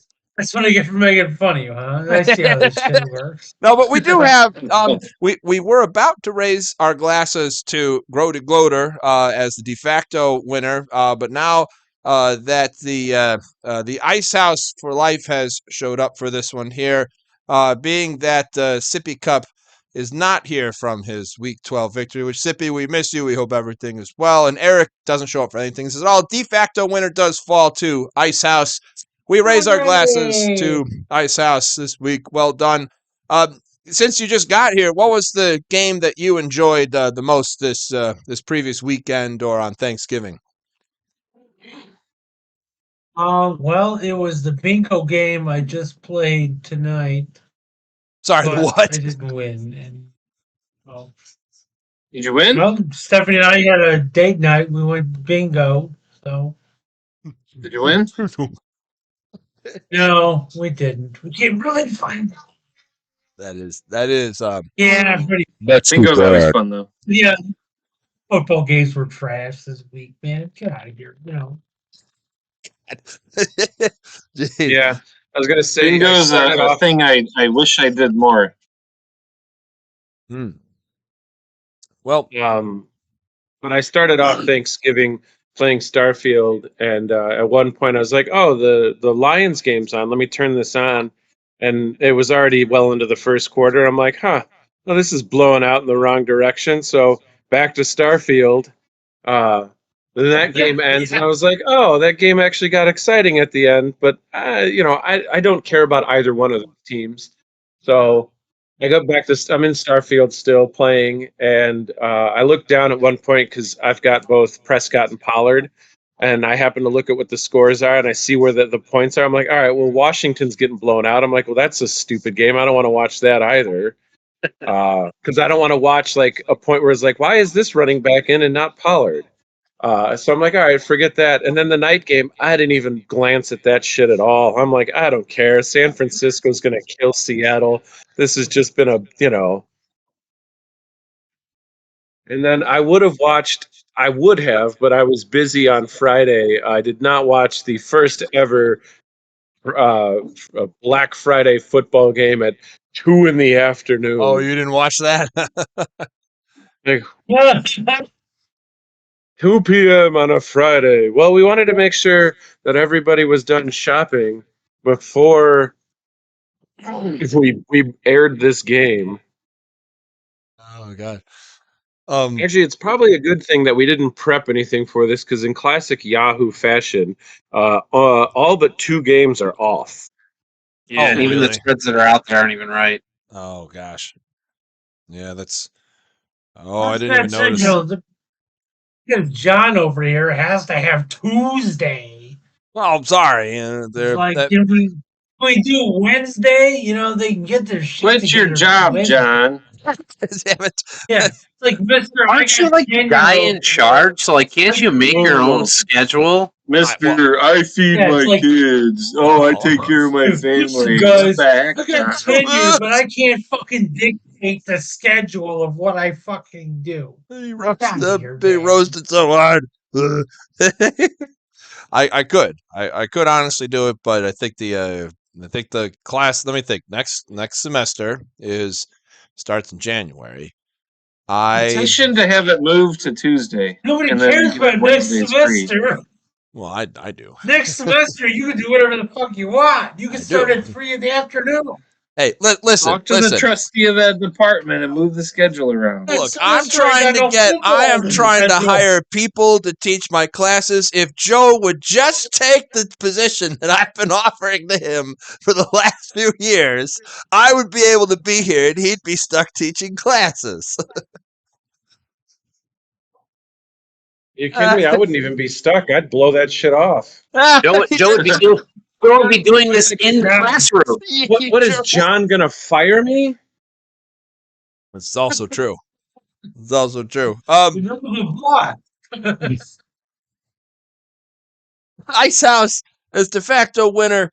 You get to pick a couple of games. I do realize I have not had time to see what games with Buffalo being on bye and the Bears being on bye and whatnot. So pick a game you want to at least mention a few things about to come back from your deficit in the negatives. Let's see. See if I can find a game that's worth talking about. Okay, the Chargers. I don't care what the spread is. 13 points. Chargers will smoke them. Anything about this game that you care about? No, you literally put me on the spot with zero research. No, that's fair. I would put my money on the Chargers. Smoke New England. Putting his money on the Chargers to smoke New England. Groady, so how many points are you putting on the Chargers? Icehouse, how many points are you putting on the Chargers? Max points, 13 Max points. Wow. All right, we got that there. Groady got max points on the Chargers. He's got 5 points on the Chargers. It's strangely a 6-point spread. I mean, they get that it's at New England, so maybe that's why it's a 6-point spread. But New England is just so bad. I don't know how anybody could pick them. It's interesting there. All right. 5 points on the Chargers. Commish. I have 5 points on the Chargers. 5 points on the Chargers. Skinnnns. Well, I lost you guys for about 20 seconds there, or 30. Is this first game we're doing? We're just doing, Boss picked the first game of Chargers in New England and led the stats with absolutely nothing to say about this game other than I put him on the spot because he just showed up here. You don't know anything about this game? Like, I don't know, like look up on, like, what do the gambling rigs have to say about it? Like, who's the over-under? 6-point spread. Like I told you, it's like you're gonna trust New England for any spread at this point. But this season they have what the bookies at the Mirage and the Luxor are saying? I don't know. I'm not touching it. I'm not interested. All right, I care what they say. I'm thinking Max smoke the Patriots because everybody else is doing it. All right. So we have Skinnnns. We have max points on the Chargers, 5 points on the Chargers from Commish, 5 points on the Chargers from Groady, and it's at you. Yeah, we're sitting at 6. I'm not liking it much. I don't want to do 5 like everyone else. I need to either gain or lose ground on this. So I'm on top of 7 on New England. That doesn't feel right. I'm gonna do 3 on New England. 3 on New England. He goes there. I would have put my points on the Chargers. I mean, New England is pretty trash. They are playing in New England, and the Chargers do not do well in New England, traditionally. I would have normally put it on the Chargers, being that they have offensive weapons, but they keep on choking. So I'm going to follow the opposite. Even though it doesn't make sense to me. I'm going to do 4 points on New England. Oh, no. Well, here. Okay. Groady, the Bears are on bye this week. Is there another game that interests you? Perhaps, I'm just going to guess, Detroit at New Orleans? No. No? Damn. I actually like the Philadelphia versus San Francisco. Just What do you because know? one tidbit that I saw this week that people who are diehard Cowboys fans who think their team is the team, they stated that in the last 4 games, obviously the Cowboys playing really well. Philadelphia has been losing, lead going into the fourth quarter, but then winning the games. And I talked about it with a guy at my work today. I don't know if you're Philadelphia, if you can continue to win games that way. You're going up probably against the one of the other teams to beat in the NFC, which is the 49ers. And it's going to be a good game. I can either see it being very low scoring or very high scoring for one team. If I had to pick that team, I'm putting my 12 points on this game, and I'm putting it San Francisco's way. I think if it is a game where the Philadelphia is losing in the fourth quarter, I think with the way that the 49ers defense plays, it's not a defense that's going to let them back in so easily. So I think they take care of business. I think they get a win here. And the Eagles, kind of come down to earth a little bit after, 4 weeks in a row of losing in the fourth quarter and coming back. Like it there. So you're putting 12 points on the Niners for that one. Commish, thoughts? I got 11 points on San Francisco. 11 points on San Francisco.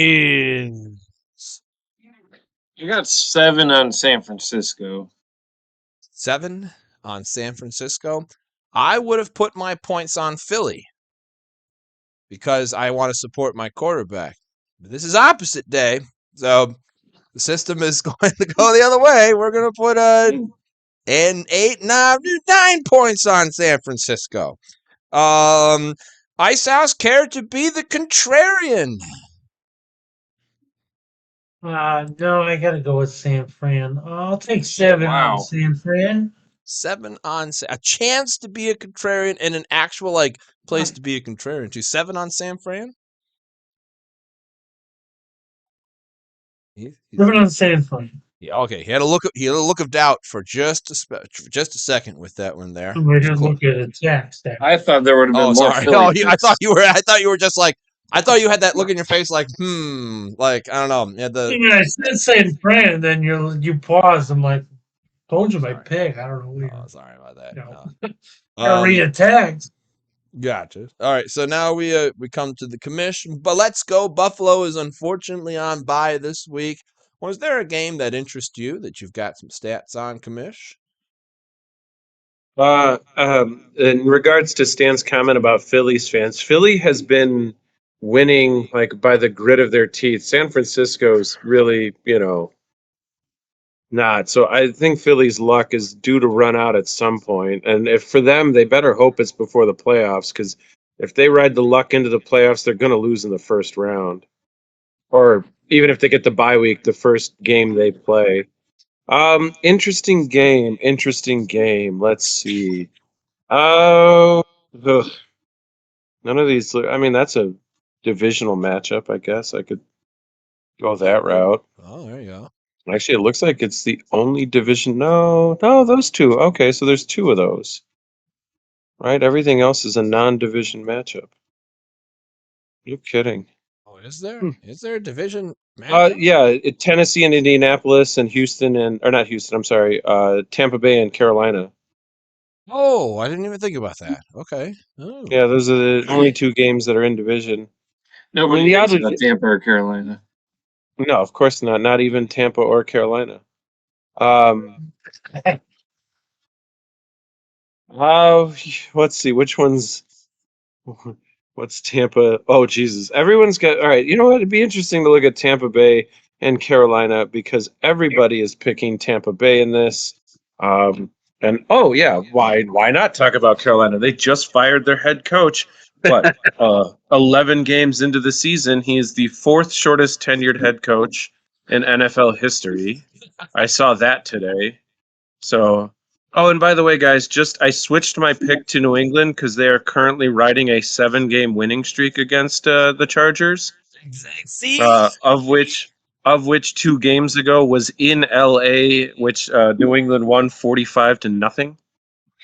Oh, I remember. And let's see, they've won 10 out of the last 11. So yeah, I have officially switched my pick to the New England Patriots, New England and I don't care if I'm wrong. Let's see, Tampa Bay Buccaneers. Buccaneers. You mean at home with Baker in Tampa Bay?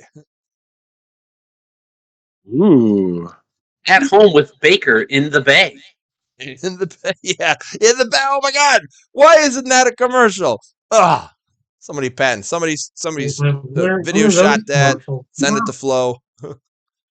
all right. So that's at Tampa Bay. Okay, so Carolina's 12-10 against the Buccaneers at Tampa, 25-20 all time. I got to imagine a lot of that has to do with Cam Newton's tenure there. So nothing insane about either one of those. Do we have football database? Give me their most recent. Nope, nobody's really got a win streak as Tampa won their last meeting but lost the previous time. I mean, Tampa's won 4 out of the last 5. No, 5 out of the last 6. So Tampa did win their last meeting in Tampa at the beginning of this year, January 1st. In fact, they've won the last 3 meetings in a row at Tampa. Ooh. Like it. So what do I got? Oh no, they fired the head coach. I got Carolina for 7. What am I talking about? This is crazy. The head coach firing. It ignites the team. Yeah, Carolina. Usually. He does, but he's got Usually that's true. Usually. I don't know if that can save Carolina. It's hey, anything can happen with this here. Skinnnns got 7 for Carolina. Anything to contribute? I feel like the head coach or any coach firing, offensive coordinator like Matt Canada, defensive coordinator like Washington this week. I feel like he those guys have been trash. I don't know what Carolina's coach could have done this year to not get fired with the team he had. So I feel like the team, it's not one of those, hey, rejoice, the witch is dead sort of things. So, but I still think Carolina can cover. I assume it's still around 6. 5.5. I'm reading on FanDuel. 5.5. Yeah. I think. Yeah. I think they can keep it close. Let's go 8. Let's put 8 on Carolina. 8 on Carolina. So it comes to me here. I would have normally picked Tampa Bay just because right now I'm thinking that Baker Mayfield commercials are funny, and they are. They're all they were with it there. But today is the opposite day. So Carolina going for you and your bright Bryce Young quarterback. 6 points on Carolina for the peanut. Back up to Icehouse with Muth Luth. Yes. Great Yeah. shirt. This has earned you points. This has earned you some major points. You are now at -12. Excellent. Yeah, this game is trash. Man. I don't know. I can't touch Carolina. Get out of here with that. Yeah, you could be a contrarian and go on Baker Mayfield's side. Yeah, give me some of that Baker. Give me Yeah. Baker for 3. Baker for a tree right there. Lost with the Maker Bayfield pick. Yeah. Go, I mean- Groady. Maybe Really? they start throwing, Baker Mayfield and Tampa commercials. I'm really struggling with this because there's a lot in this game. It's the Baker Mayfield revenge match because obviously the Panthers had him on their team. They let him go. Oh. The other reason why I'm also very tempted to pick for the Panthers is because their interim head coach is Chris Tabor, the special teams coach who was here in Chicago with Devin Hester. So I'm tempted to pick Carolina right now because there's a lot of people who has thought that Chris Tabor should have potentially been a head coach somewhere. So, oh shit, Jim Caldwell be the special advisor to the offensive coordinator. Oh, shit, Oh. I think I might have to pick Carolina on this one. Sorry, Baker. Like you're gonna be at home with a loss. Yeah, I'm picking Carolina. Yeah, you picking Carolina for how much? How much you got? I'm putting 7. I'm putting 7 on Carolina. Yeah, 7. dude, this is. Oh, this is gonna. I honestly hope we can watch this game now. I thought Dave Tube was the special teams Dave coordinator. Tibb is for the Bears. owner, who in the last 5 years since owning the team has fired all 5 head coaches. Oh, I think we're crossing the lines here. crossing the streams. That was like Tebber or something. David Tepper is the owner. Yeah, Chris I think Tabor. Dave Tube was the special teams coordinator for the Bears. No, Chris Tabor. When you mentioned Hester, I thought it was Dave Tube who was the special teams coordinator for the Bears. Hester was with the Bears. You said Dave Tube, but you lost me there. Tabor. Hmm. Yeah, from 2008 to 2010, special teams coach for the Bears, and then he was it again in 2018 to 2021. Okay. I don't know. Maybe but anyway, Flipped it to the Bucks, by the way. Why? It was a little questionable. I think David Tepper is just killing this team, and I think they are done for the year. I think they have lost all motivation. Interesting. Until you fire the coach, and then they get all the motivation in the world. Yeah, but I they don't will think get this motivation is. for I don't think this is 4 one of those like, quarters. hey, the bad Matt Canada is gone. Now we can do something. I think they kind of liked him. I just don't. Nobody likes. I think they did like their head coach. I don't think there was anything they could have done. It's just a shit team. Hmm. And then Yeah. the owner just put them in the shitter even more, so they're just gonna feel like shit. And let's show up Sunday, collect our paychecks. We'll go to Tampa, let the Bucks run all over us, and then we'll party in Tampa that night. They probably all got their nightclub plans already settled out. That's awesome. Yeah, Yeah. that was. I saw a bunch of that today when he announced the firing, in regards to how he set the head coach up to fail. Like, you bet your future on Bryce Young, which, not to say that he's going to turn out to be a terrible quarterback or anything, but you didn't do anything to help the young man. Yeah. Outside of Yeah. Thielen, I don't know if I can name a wide receiver that he's throwing to. Mingo. Traded away the only hope he had. Oh yeah, and you have no Who? what head coach is going to want to come into this Mingo position and Chark. and be DJ like, Chark. oh, by the way, we don't have the first pick next year. Cool, I'm out. Yeah, this could be a fun one to watch. Oh God. Yeah.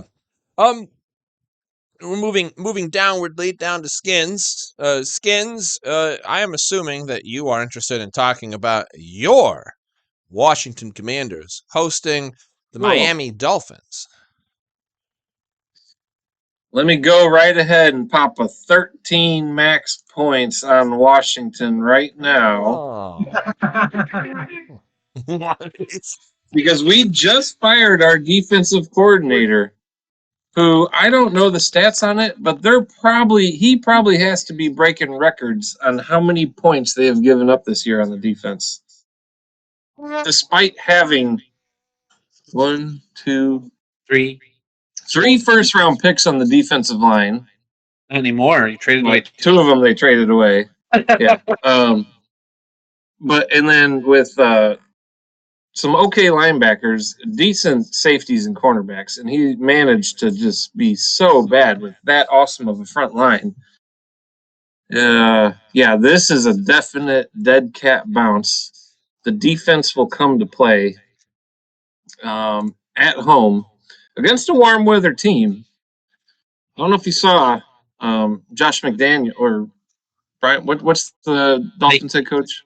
Mike McDaniels. Mike McDaniel. That guy's got to sit next to a heater all game. So it's going to be Washington. It's going to be cold. They're probably just looking at this as an easy blow-off game. So Washington will come to play at home in the weather, and they'll be able to not only cover this spread, but they're going to win it 24-20. Oh. 24-20. Amazing with that right there. Okay, so you're putting max points on Washington. I was about to put my points on Miami. Just not even thinking, just being like, now Washington, even though they're getting ready their defensive coordinator, they couldn't bounce back that quickly. But did somebody once say that Miami has like a really lousy record in any outdoor weather this time of year when it's like less than 40 degrees? I think it was like Commish a while back that said something that like Miami's record when the temperature is below a certain point and they are playing also in an outdoor stadium, that their record is like, especially at Buffalo, I think is like abysmal when it comes to it. I'd like to say I recall, this is just off the top of my head, I'm not looking this up or anything like that, that it's in like the 20 to 25% range of win ratio when the weather is cold. So my initial thought was to go for Miami just because they have a powerhouse team, but I'm going on the Commanders because of opposite day. I'm going to put 7 on the Commanders. That's what I'm doing with it there. Groady? Or excuse me, Icehouse. Sorry, your thoughts? I got a system that works pretty well lately. He's got a system. I have been waiting all these weeks for you to mention that you have a system. Yeah, I know it's working. I'm not going to tell you how it works, but At least give it what number? What revision is it? What revision? I don't know, man. Like 17Q? 82.0. 82.0. Got it. It's like, doesn't matter. 12 points, Washington. Come and get it. Points, Washington. Wow. All right, going out to Groady. I'm trying to figure out if I'm fucking dreaming or if you guys are, because I know Stan is, because he's fucking crazy. The fact that he's never not picked his team, and the fact that the Dolphins, every single one of their wins, except for their win against the Broncos, has been against a bad team. The Broncos are the only team they've beaten that actually have a winning record. Yeah, the fucking Dolphins are not going to lose to the Washington Commanders. Ron Rivera's already been told that he's going to be fired at the end of the year. This team's like, cool, like, let's just go out and play, have some fun, throw the ball around. Miami's winning this game. I've only got 1 point on it because it's the highest spread, but, like, I don't care if Washington backdoor covers and loses by 9 because it's 9.5. But Jesus Christ, they're not winning this game. All right, so we got 1 point on Miami there. Them I like a fighting challenge. words, Groady. I like that. Those are fighting words. Yeah, it's like Stan, your team lost to my team, and my team's even worse than your team. Okay. Yes, but that was us expecting to blow you guys out. Now the Dolphins are expecting to blow the Commanders out. Well, Now we are the Bears in this situation.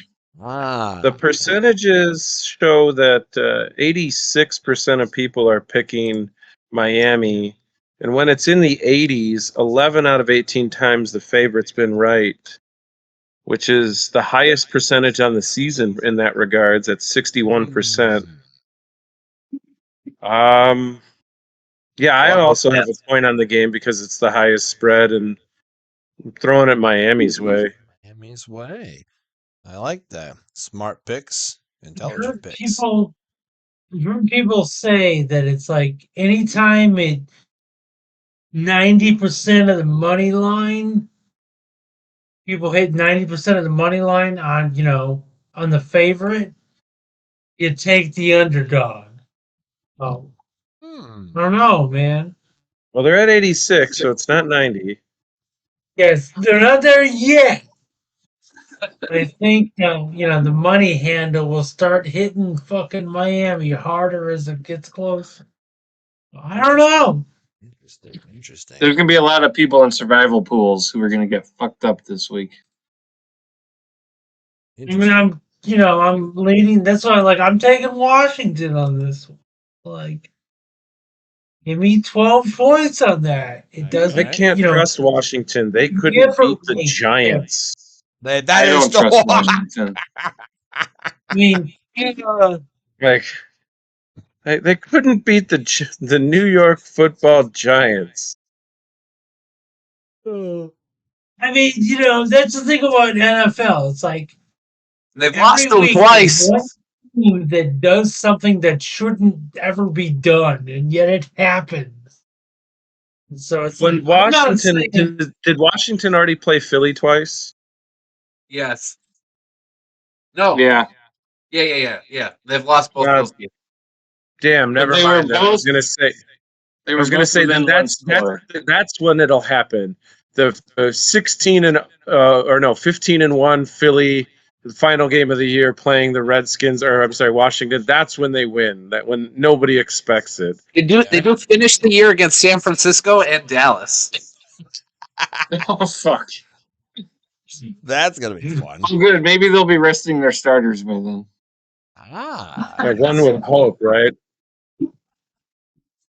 Here, I've got the next game here. Got the Battle of the Cats. I'm gonna take. I didn't have a single game. I was really prepared for this on here. So I've got Cincinnati going to Jacksonville. Battle of the Cats.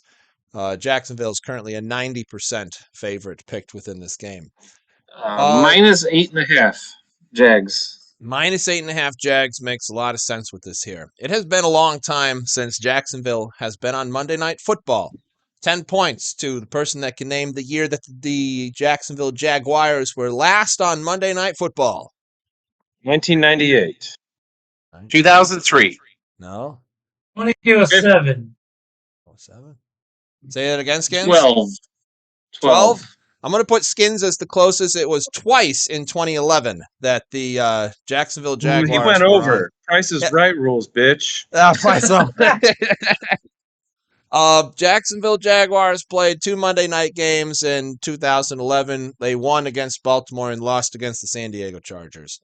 Not a popular Monday night game, but then again, they get all the morning games that are at like 9 o'clock in the morning. So I guess it sort of evens out at the end. Other than that, though, I don't know. I think Jacksonville is on a roll. I think the team is clicking. And I think Cincinnati is licking its wounds, unfortunately, as of right now, with the quarterback situation. They get to travel to nice, sunny Florida, though. So that's got to be at least an advantage for Cincinnati that they're playing in the heat. Well, or some form of warmer weather, shall we say.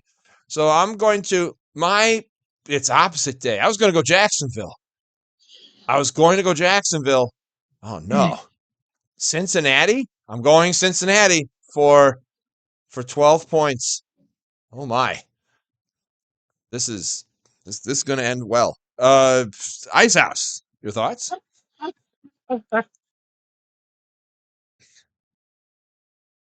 Sorry, I was running through I have a these system. Pick'em real quick. I have a system. I have a system. Uh, let's see. Cincinnati, no, they're gonna get destroyed. All right, so let's see. John got 2, 4, 6, 7 right last week with 2, No, 4, I 6, can't. 8 wrong. So Oh. you're gonna get 8 right with 6 wrong. See improvements in small quantities. I can't do It's the this. big I number. can't put it on It's the big Cincinnati. number ones we need to watch. No. I am canceling my pick. I am putting it on Jacksonville. This doesn't make sense. No, John, I was picking Jacksonville. Gosh No, darn it. I am switching it. My system says to switch. My system says that Cincinnati is banged up and that Jacksonville is good. I am putting it on Jacksonville. They want to win on Monday night. So, Icehouse, your thoughts? I got. All right, I got 6 on Jacksonville. Join me. Join me for this. Groady. Yeah, I mean, if Cincinnati has any chance of keeping this close into a one-score game like they did against Pittsburgh, their defense would have to play out of their minds. I can't, in good conscience, pick them just because even if the defense does, I don't think the offense will play well enough.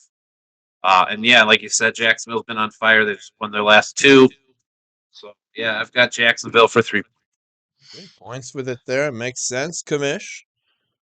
I also have Jacksonville for 3 points. 3 points. Oh, now wait a minute. Now here we got Skinnnns chance to be a contrarian. No contrarian, but I do have 11 on Jacksonville. 11 on It's a Jacksonville. big number. Big number. Not as big as my 12, though.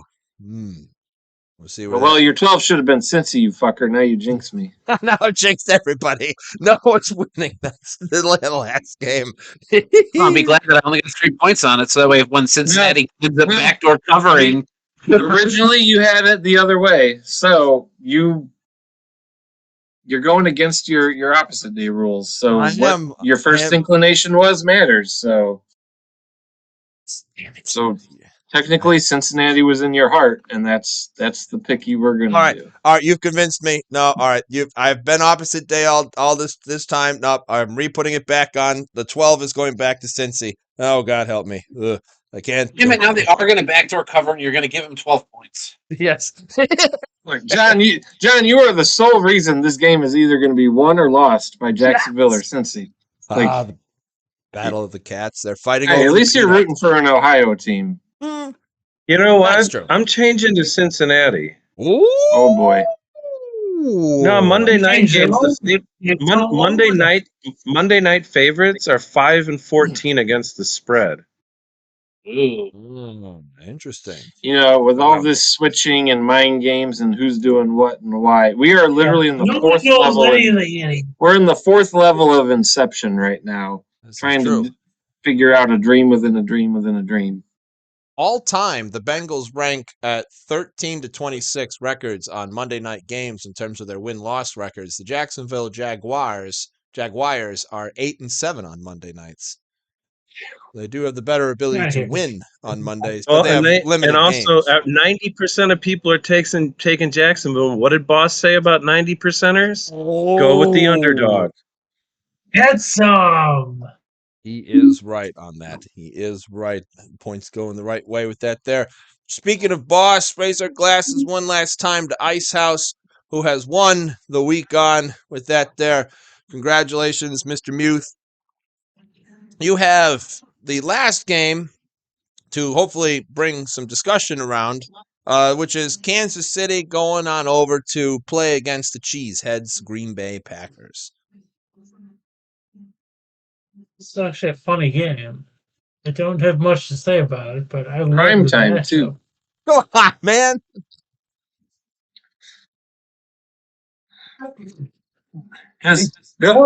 Hanging out with my wife for the night, then talk about what you've seen from the Packers and Chiefs this season. What do you think will work? What won't work?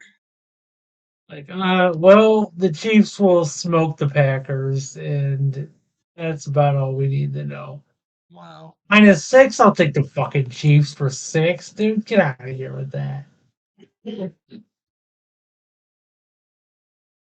So what are your points going to the Chiefs? Is that did I just hear 6 points on the Chiefs? I will take 10 points on the Chiefs. He takes 10 points on the Chiefs. Reminds me of Got- that Simpsons episode. I'm gonna go home and play bingo with my wife. Yep. And that makes sense. All right. Makes Sound like an Icehouse. 8-year-old man. Replace that with whatever, but you know what I mean. see. I see. All right. So we have 10 points on the Chiefs, Groady. Got 4 points. I'm throwing them the Chiefs' way. I think for the Green Bay, I mean, they've lost to some sketchy teams this year. I think even with their winning against the Chargers, that's not really that big of a deal. The Chargers have been on a tailspin all year, and then they luckily beat the Lions. Jared Goff turning the ball over in this crazy moon thing Joe talked about. Moved the line for that to happen. The moon's not a line anymore, and the Chiefs are a good team. I think the Packers are looking ahead to when they play the Giants next week. Be an easy win for them. They're like, let's just maybe hopefully score a couple of touchdowns, make it look like it's a football game. So I got 4 points thrown in the Chiefs. 4 points on the Chiefs. Commish. In addition to having 4 points on the Kansas City Chiefs for the tiebreaker predicting the score, I have the Kansas City Chiefs beating the Green Bay Packers 49-6. You heard it here first, folks. You heard it here first. I hope that Those happens. Lambo fuckers aren't going to know what hit them. Yeah. Yeah. I like it there.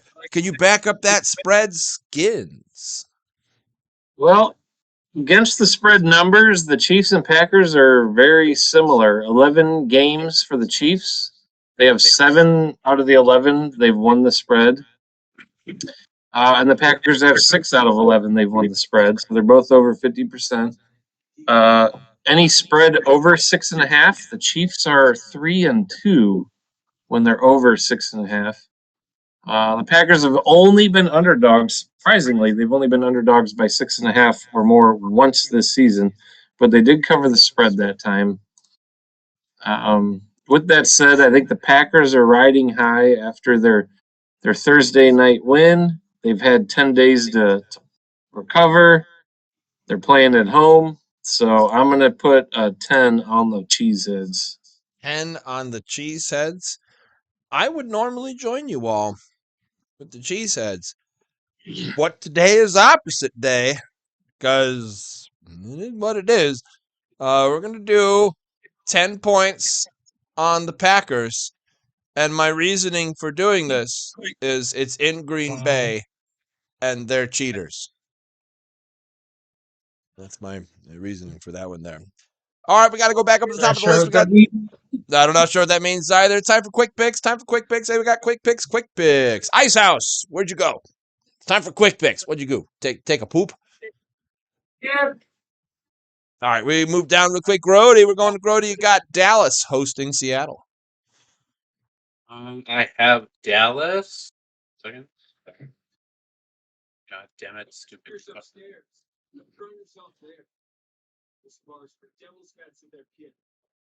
Dallas for who? No. I think it's not. Oh.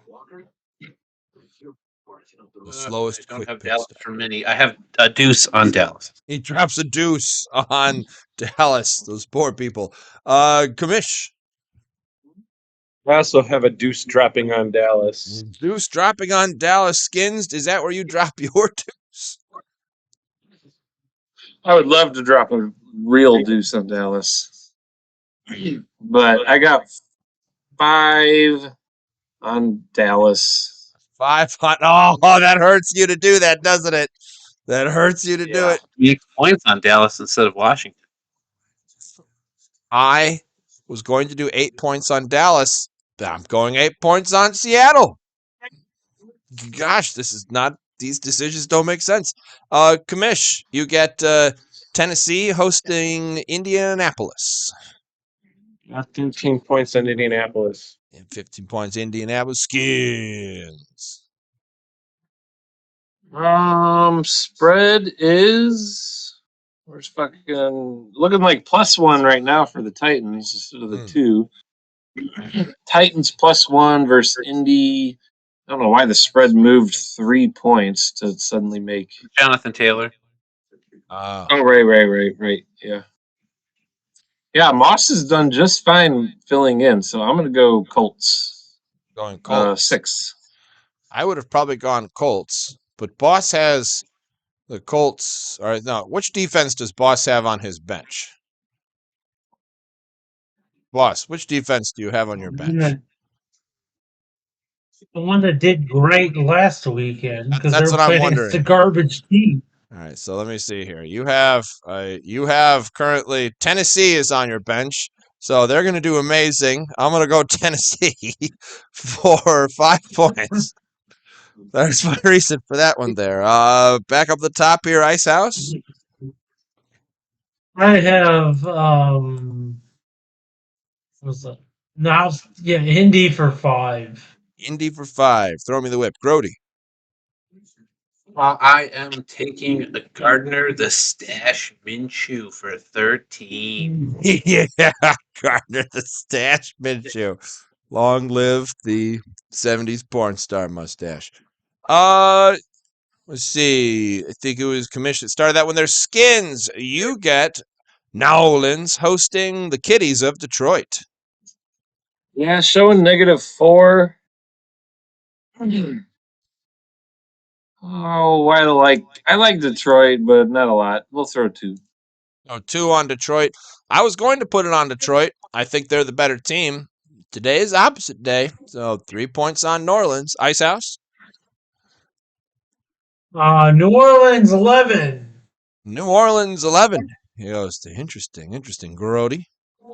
I got 8 points on Detroit. 8 points on Detroit and Commish. I also have 8 points on Detroit. 8 points on Detroit. Right. You can all go with a dick next week. Look at that. Thank you there. All right, I get Atlanta going over to the New York Jets. There is only one way that this game can actually be decided. Oh, and it's opposite day. Oh, God.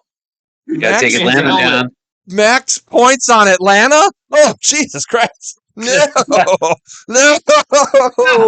Oh, God. You stupid bastard. Oh, God, that's awful. Icehouse, please save us. We should halfway it's Atlanta, but you don't like. At least I'm not that. Oof. Oh, God. Ugh. It's going to work somehow. So it's going to work. All right. So how many? Wait, what do you got on this game, Icehouse? 6. I'll meet you halfway. Okay. Well, thank you. On Atlanta with there. All right, Groady. Oh, it's red. 3 in favor of Atlanta. Oh man, yes. So last week with starting Tim Boyle, I picked Miami. This week, the Jets going up against a terrible Atlanta team. The defense gets them the win. 11 points on the Jets. 11 points on the Jets. My helmet thanks you. Commish. I got 12 points on Atlanta. 12 points on Atlanta. And then Skinnnns. 1 on Atlanta. I'll put a lousy little 1 on Atlanta with that one there. No one knows what's going to happen with this game. Back up to the top here. Icehouse, you get Pittsburgh hosting. Wow. Oh. I'll take 9 points on wow. 9 points on wow for that. Groady. You got 6 points on. Wow. That's awesome. 6 points on wow. Commish. You got 6 points on Pittsburgh. 6 points on Pittsburgh. You go Skinnnns. You got 9 points on those scrappy Steelers. 9 points on the scrappy Steelers. I just remembered. Is it Miles Jack? Miles Jack is back. No, he's not. He's still retired. No, he's not. Isn't he back? Didn't he come back? Yeah, he unretired, and he signed. Practice squad for Steelers. Oh my Yeah. God, we've Eesh. got to go Max. Nope. This outweighs opposite day. Sorry, we're changing Max points Scrub. here. We're changing max points here. Sorry, Atlanta, you get a 2. Max points on Miles Jack. We're back with max points on Miles Jack. Yes, it counts. It does count. It Wait, can't. shouldn't that be opposite day though? No, this trumps opposite day. Damn it! This is max points on Miles Jack beats it all. It's like a royal flush on spades that Tommy gets to screw me over on $3 on a poker night. Maybe it's like opposite day that Miles Jack actually makes it to the regular squad. Yes, but he's on the practice squad, and he is also fixing the plumbing of the system as well. So good for him. All right, coming on down to we got I think it's Groady here. Groady, you got Houston hosting Denver. I got 9 points on Denver. 9 points on Denver for that. Commish. Let's see. I have 9 points on Denver. 9 points on Denver. Skinnnns. Yeah, 4 on Denver. 4 on Denver. I was also going to join you all on Denver. The rest of the day is opposite day. It's 1 point on Houston. Yay me. Icehouse. 2 points on Denver. 2 points on the Broncos there. Last game here, Commish. You get the Los Angeles Rams hosting the Cleveland Browns. I got 10 points on Cleveland. 10 points on Cleveland there. Let's see. Skinnnns. I only have a 12 left, and I'm going to put it on the Rams. Despite the spread right now is showing 7.5. Oh. So it's moved a chunk, but 7.5. 7.5. I would normally Let's go, Matt Stafford. Matt Stafford. I'm kind of there. I have to be there with you. I was going to have put my 11 points on Cleveland, but today's opposite day. So 11 points on Matt Stafford. So this one for the peanut. Going back to the top there, Icehouse. 1 point Cleveland. Let's go. 1 point on the Steamers. And then ending with Groady. 10 points on the Rams. 10 points on Stafford and his Rams for that. Look at that. All right. Make sure you click your save. Get your most and fewest points in for that one there. I like Joe's score, 73-6. 70 cent. 49. 49-6. I'm excited for that. 49-6. That's right, baby. I'm also putting that in case there's a tie with that one there. Excited for that. All right, folks. Hopefully we'll see you next week. See you later. Thanks. Like, comment, and subscribe. Let us know what you like about the show, and we will see you next week. See you later. Bye-bye.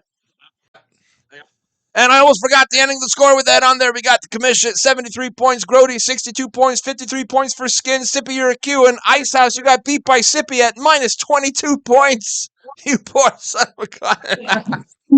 More stats, damn it. I get minus 20. I'd love to know that. More stats.